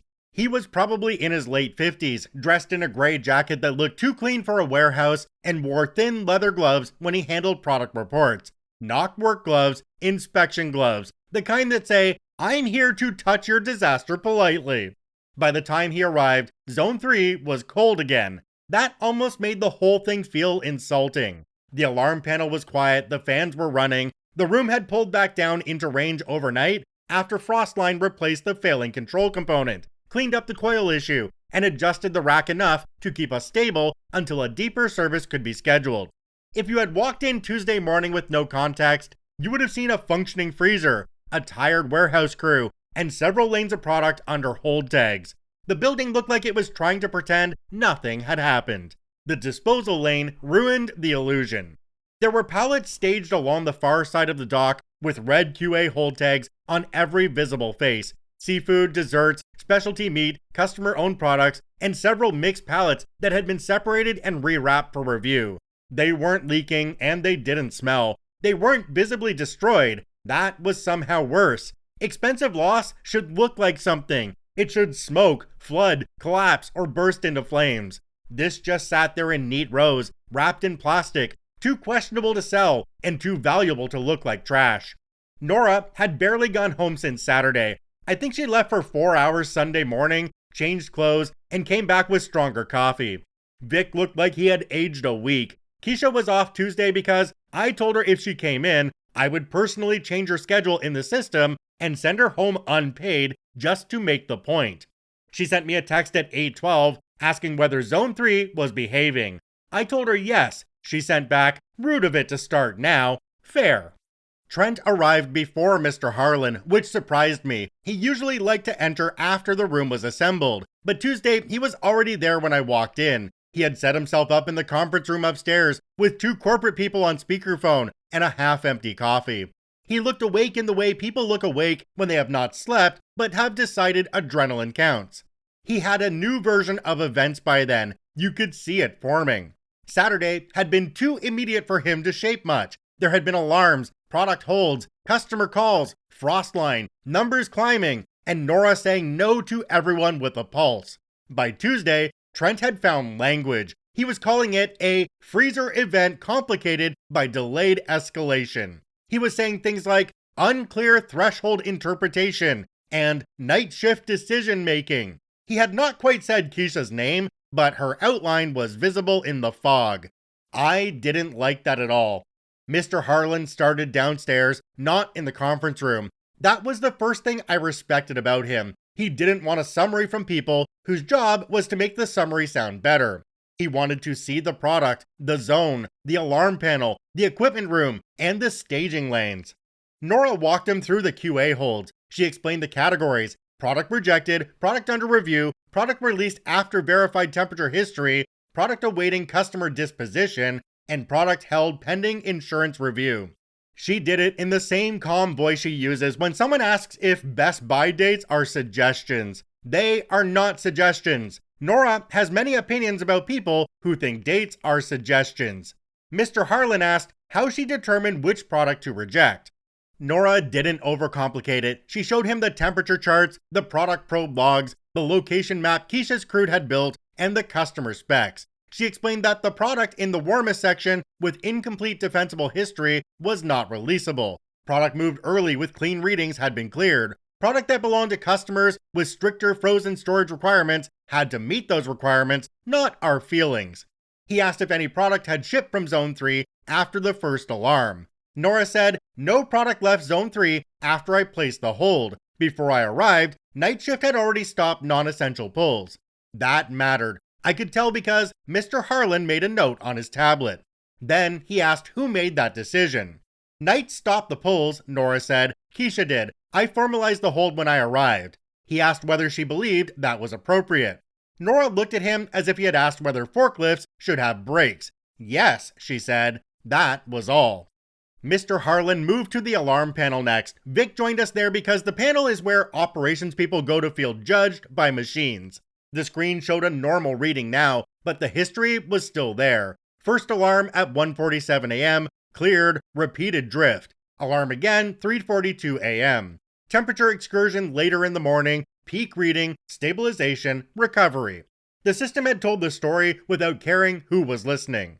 Mr. Harlan asked for the alarm timeline. Vic gave it to him. Keisha's first local check, door checks, Vic called and arrived, regional approval line contacted, backup regional contact reached, Trent reached, Frostline called later that morning. Frostline arrived after non-priority dispatch delay.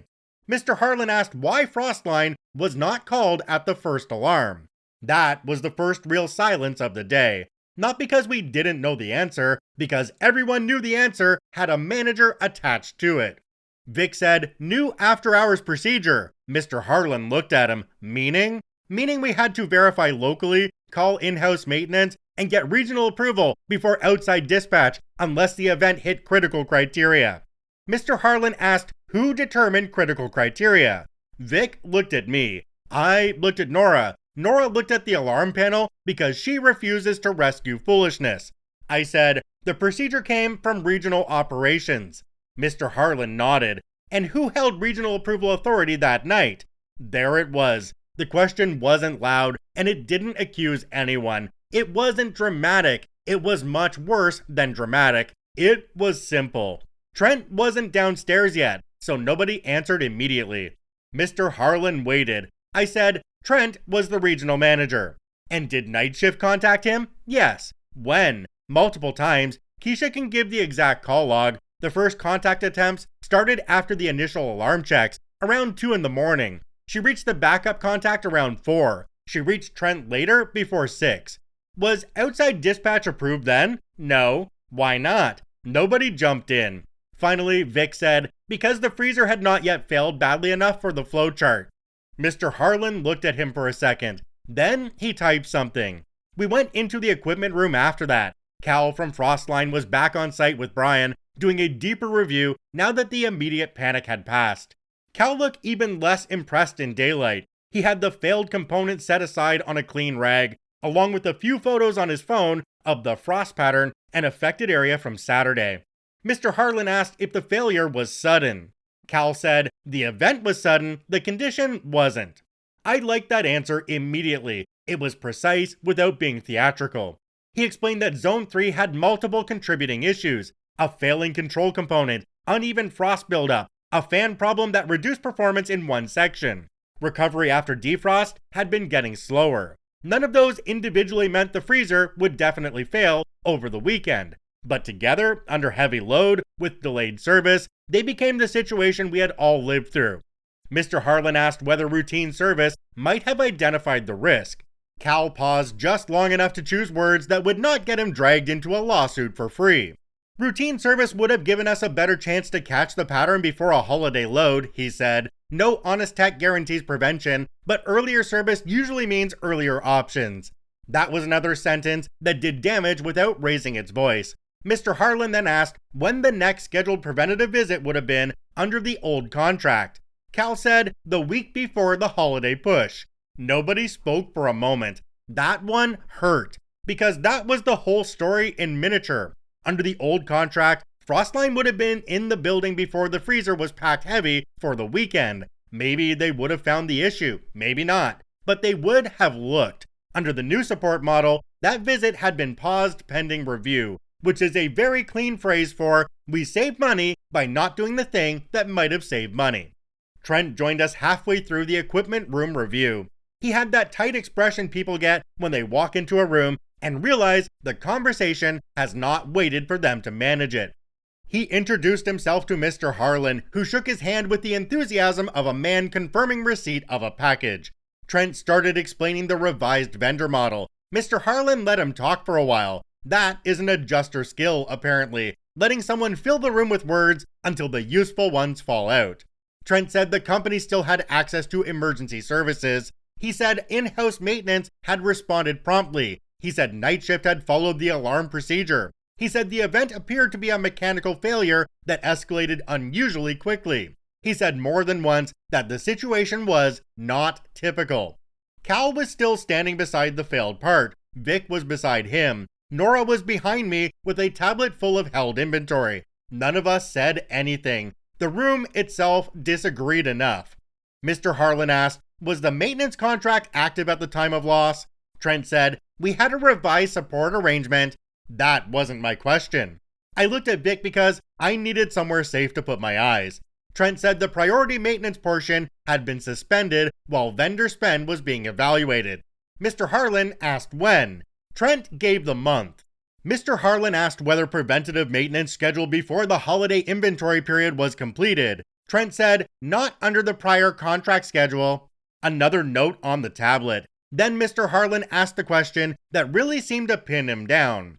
If the revised process required regional approval for after-hours dispatch, and you were the regional approval authority, what was the expected response time for reaching you during an overnight freezer alarm? Trent started to answer, then stopped, because there was no good answer. If he said immediately, he had not been immediate. If he'd said within an hour, that hadn't happened either. If he said the backup contact was responsible, then why was he the regional approval authority, and why did the backup contact not approve dispatch? He said the alarm wasn't critical yet, then the process had been built around waiting until a freezer was already in enough trouble to threaten product. He said the process assumes initial triage by on-site personnel. Mr. Harlan said that's not a response time. Trent said the intent was to avoid unnecessary emergency dispatch. Mr. Harlan said that's not a response time either.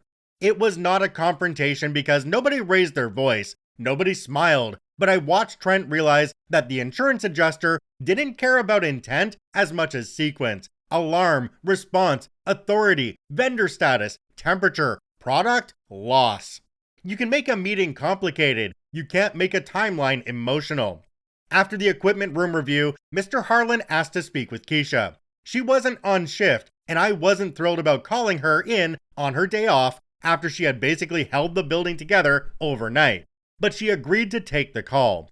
We put her on speaker in the conference room with me, Nora, Vic, Trent, and Mr. Harlan.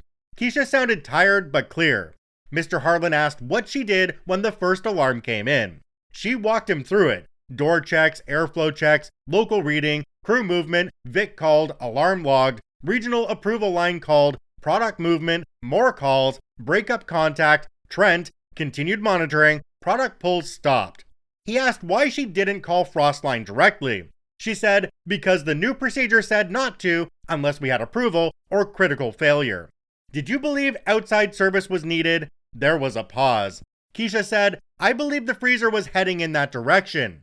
Did you say that? I told the approval line it was climbing and not recovering. I told Trent the same thing when he answered. Trent shifted in his chair. Mr. Harlan asked if she had any concern about the actions taken by the night crew. Keisha said, no, my crew did what they were allowed to do. Allowed. That was the word that stayed in the room after the call ended. Not trained to do, not capable of doing, allowed to do. The rest of Tuesday was less dramatic and more exhausting. Mr. Harlan took photos, reviewed product holds, asked for service history, asked for inventory valuation, asked for customer claims, and asked for the alarm response procedure. Corporate sent more people into the call chain. Customer service kept working through accounts. Sales kept trying to salvage relationships. QA kept reviewing product. By mid-afternoon, the first hard numbers came together. Confirmed destroyed product, just over $520,000. Product still under review or pending customer disposition, around $210,000. Customer credits and substitutions already approved, roughly $70,000. Emergency refrigeration work, labor, disposal, and freight costs were still being counted. The total exposure was still hovering just under $900,000.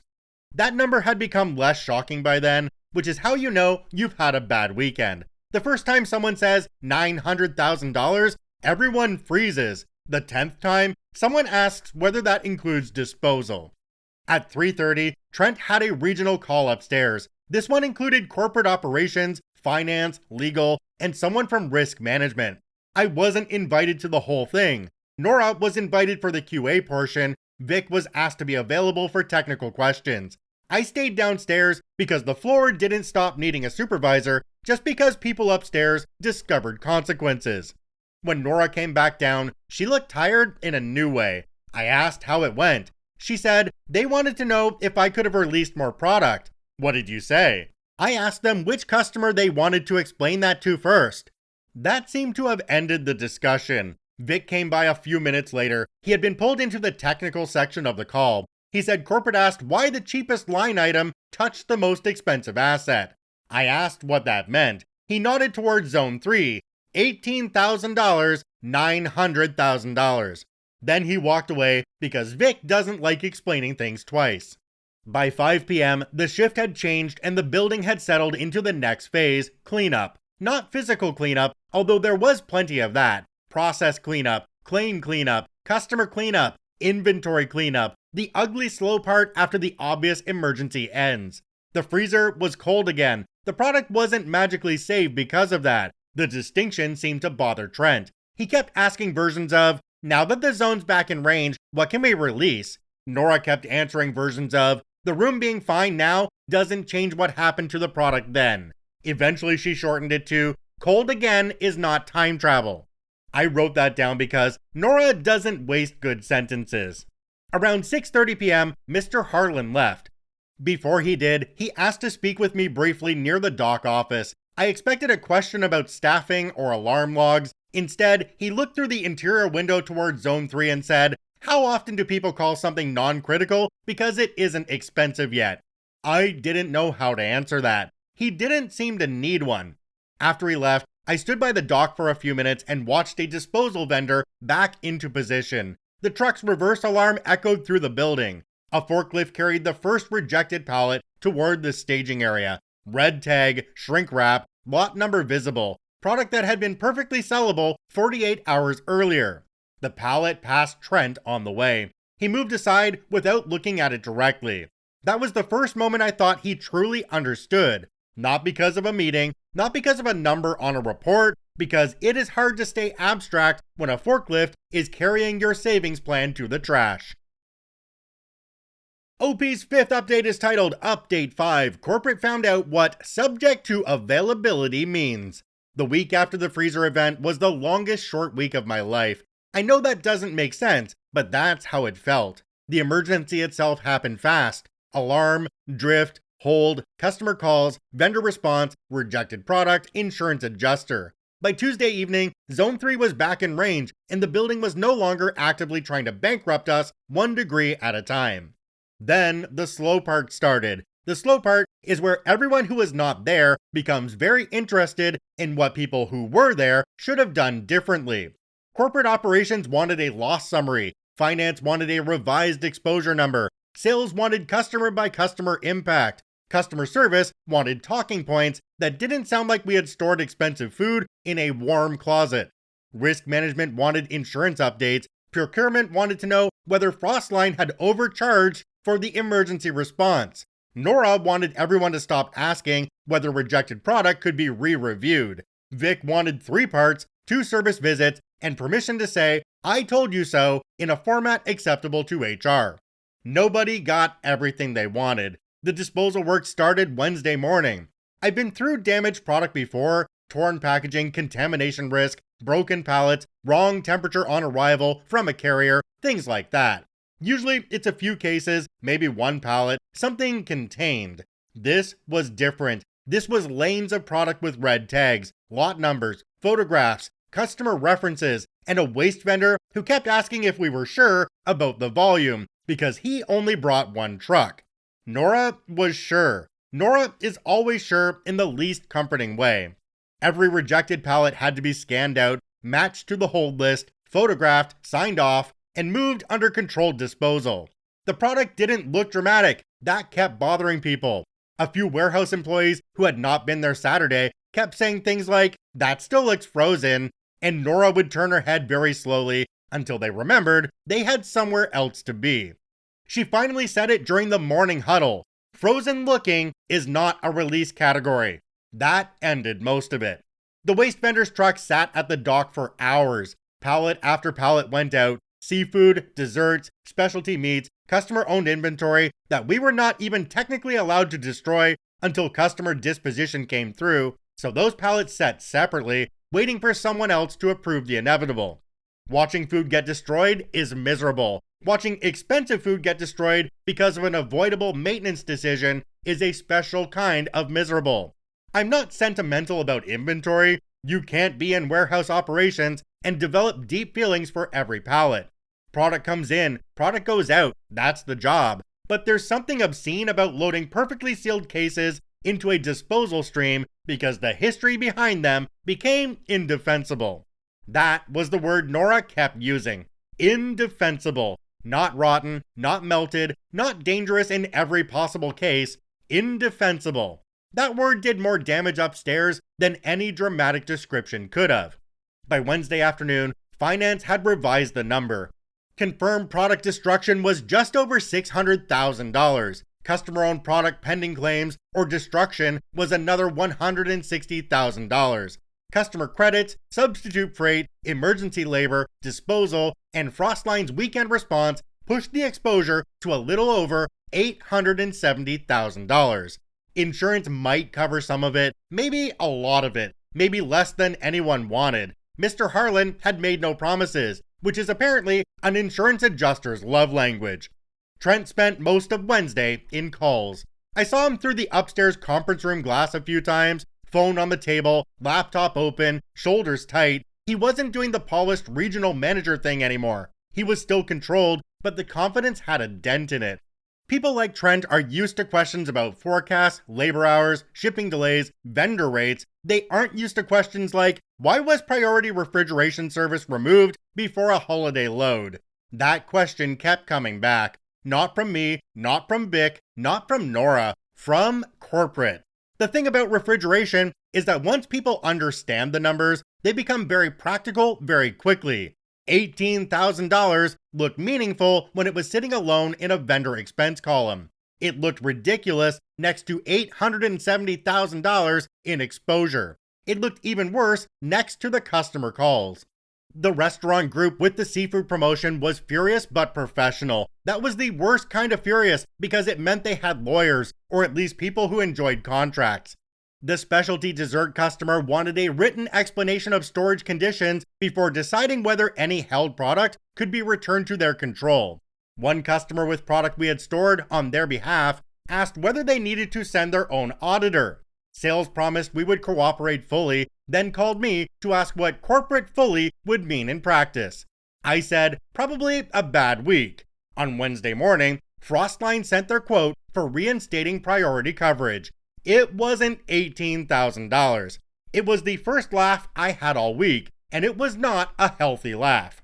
Because we had walked away from the old support model and then needed emergency service during a holiday weekend, Frostline was no longer offering the same rate. They quoted a new annual contract with priority coverage, quarterly preventative maintenance, remote alarm review, holiday dispatch, and a required Zone 3 reliability inspection. The new price was $28,500. Procurement complained. Vic enjoyed that more than he should have. Procurement asked whether the increase was negotiable. Frostline said they could discuss scope if we didn't require priority response. The room went quiet when that sentence was read out loud. Nobody wanted to be the person arguing against priority response anymore. That was new. Trent suggested we solicit bids from other refrigeration vendors. On paper, that's reasonable. In reality, the building had just learned what subject to availability means when a freezer is climbing and your product is under hold. Another vendor might be cheaper eventually, but they would need to learn the site, review the system, onboard the alarm setup, and decide whether they wanted to inherit our aging Zone 3 headache. Vic said, cheap people can quote from a distance, cold problems happen up close. Nobody wrote that down, but they should have. By Wednesday afternoon, corporate approved Frostline's reinstated contract. Not after weeks of bidding, not after a committee approved. The new annual cost was higher than the old one, plus the emergency callout, plus the deeper inspection, plus parts. The $18,000 savings had turned into a number nobody wanted to say near finance. The policy changed too. This was a bigger win as far as I was concerned. The new after-hours procedure was suspended pending review, which was a nice little phrase to see aimed in the other direction for once. For any freezer alarm involving repeated drift, failed recovery, or temperature variance in a high-value zone, the shift lead now had authority to call Frostline directly. Maintenance and QA were notified at the same time. Regional management still got notified, but they were no longer a locked gate between the alarm panel and the people who fix refrigeration. Keisha read the revised procedure and said, so we can call the freezer people when the freezer is having a freezer problem? Yes, I said. Innovative. She had earned that. She also had earned more than sarcasm. I pushed for her to be formally recognized because she handled the night exactly the way a good shift lead should. She followed the procedure she was given. She reduced traffic. She moved priority product without turning the zone into a traffic jam. She logged the sequence. She stopped non-essential pulls before QA arrived. She kept people calm. The first version of corporate summary described her actions as within procedure. I sent it back and told them that was too weak. Eventually, the language became prevented further product exposure through timely containment actions. That is corporate for she stopped the hole from getting bigger. But I took it.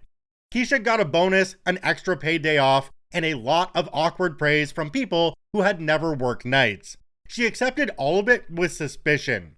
Vic got his parts budget. Not everything he wanted because maintenance never gets everything, but he got approval for the Zone 3 reliability inspection, a fan replacement, several control components, sensor calibration, and a remote monitoring upgrade that Frostline had recommended twice before. The first time, it wasn't in scope. The second time, it wasn't urgent. The third time, it had $870,000 standing behind it. Funny how urgency works.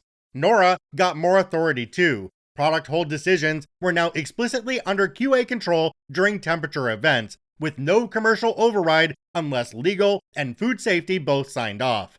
She wasn't impressed by the announcement because, as she put it, that was already reality. They just stopped pretending it was optional. Still, it mattered. Sales could no longer call QA conservative without explaining exactly which unsafe or indefensible product they wanted to sell. That reduced the number of interesting conversations very quickly. Trent's situation was harder to read. He didn't get fired that week. Some people expected him to. A few people hoped for it in a way that was not subtle. But corporate rarely moves like a forklift. It moves like a pallet jack with one bad wheel, slowly, awkwardly, and with someone pretending it's normal. He stopped coming downstairs unless he had to. When he did, the floor changed around him. Not dramatically, nobody booed, nobody refused to speak to him. Warehouse people have work to do, and most of them are too tired for theater. But there is a difference between respect and basic politeness. Trent got basic politeness. The drivers noticed. Drivers notice everything. One of them asked me Thursday, "That the guy who turned off the freezer people?" I said, "Please don't call him that in the dock office." The driver said, "So yes?" Again, not helpful, but not wrong. On Thursday afternoon, we had the big review call. Corporate operations, finance, risk management, procurement, sales leadership, QA, maintenance, me, Trent, and a few people whose names I recognized only from email signatures. It was supposed to be a root cause discussion. Those are dangerous because everyone comes in hoping the root is somewhere else. The technical root cause was not one thing. Brian and Cal had already explained that. Failing control component, uneven frost buildup, fan issue, slow recovery, heavy holiday load, old equipment. Mechanical problems rarely care about clean storytelling. The operational root cause was clearer.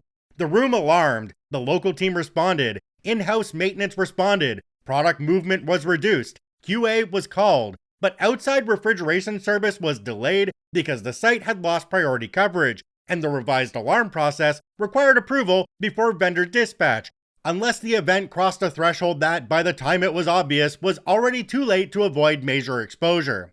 Risk management said that almost exactly, except with more expensive words. Trent tried to frame the revised process as a reasonable attempt to control costs while maintaining internal triage. He said the event was an unusual convergence of mechanical factors. Cal was on the call for the technical portion. He said cold systems usually fail through convergence. I don't know whether he meant it to sound as damaging as it did. Someone from finance asked whether the preventative visit before the holiday would definitely have prevented the loss. Cal refused to say that. He said no honest refrigeration contractor would guarantee prevention after the fact. But he also said a pre-holiday inspection would likely have identified declining recovery performance and given us repair options before the zone was fully loaded. That word again, options. The old contract brought options. The new process brought delay. When the call ended, nobody announced consequences. Nobody said Trent was done. Nobody apologized to the night crew. Nobody did the satisfying thing people always want in stories where a room full of managers suddenly learns reality. Instead, everyone got assigned action items. This is how companies absorb shame. They turn it into action items. But the action items told the story. Reinstate vendor support. Review all sites with downgraded maintenance contracts. Update after-hours escalation. Audit high-value inventory zones before holidays.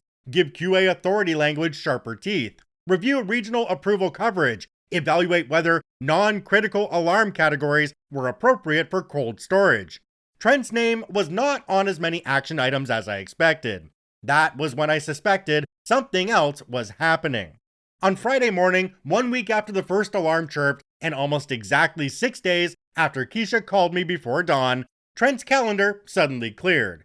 I know because 3 meetings disappeared at once, including a regional labor planning review he had insisted could not move. At 10:30, he went upstairs with corporate operations and HR. At 12:05, he came downstairs, walked through the warehouse, and stopped near Zone 3. I was by the dock office when I saw him. He stood there looking through the plastic strip curtains into the freezer. Zone 3 was back below zero. The lights inside made the floor shine. The racks were less full than they should have been because rejected product leaves holes you can see. The new temporary sensor display, Frostline installed, was blinking green. Trent stood there for maybe 30 seconds. Then he turned and saw Keisha walking by. He said, "I understand you handled Saturday well." Keisha stopped. She looked at him, then at Zone 3, then back at him. "I handled the policy you gave me," she said. She kept walking. I decided I had urgent business with a clipboard in the opposite direction. That afternoon, corporate sent a short note saying Trent would be supporting regional process review for the next few weeks while another manager took over day-to-day site operations. That isn't a firing. It's also not a promotion, no matter how many words they put around it. Vic read the announcement and said, "Process review, good. Maybe he can meet the process." Nora said, "Be nice." Vic said, "I am being nice. I didn't say freezer people."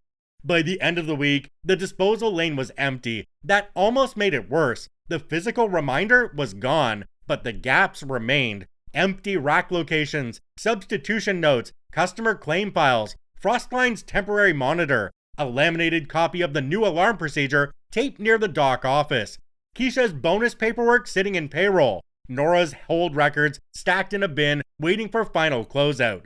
Zone 3 was behaving. Of course it was.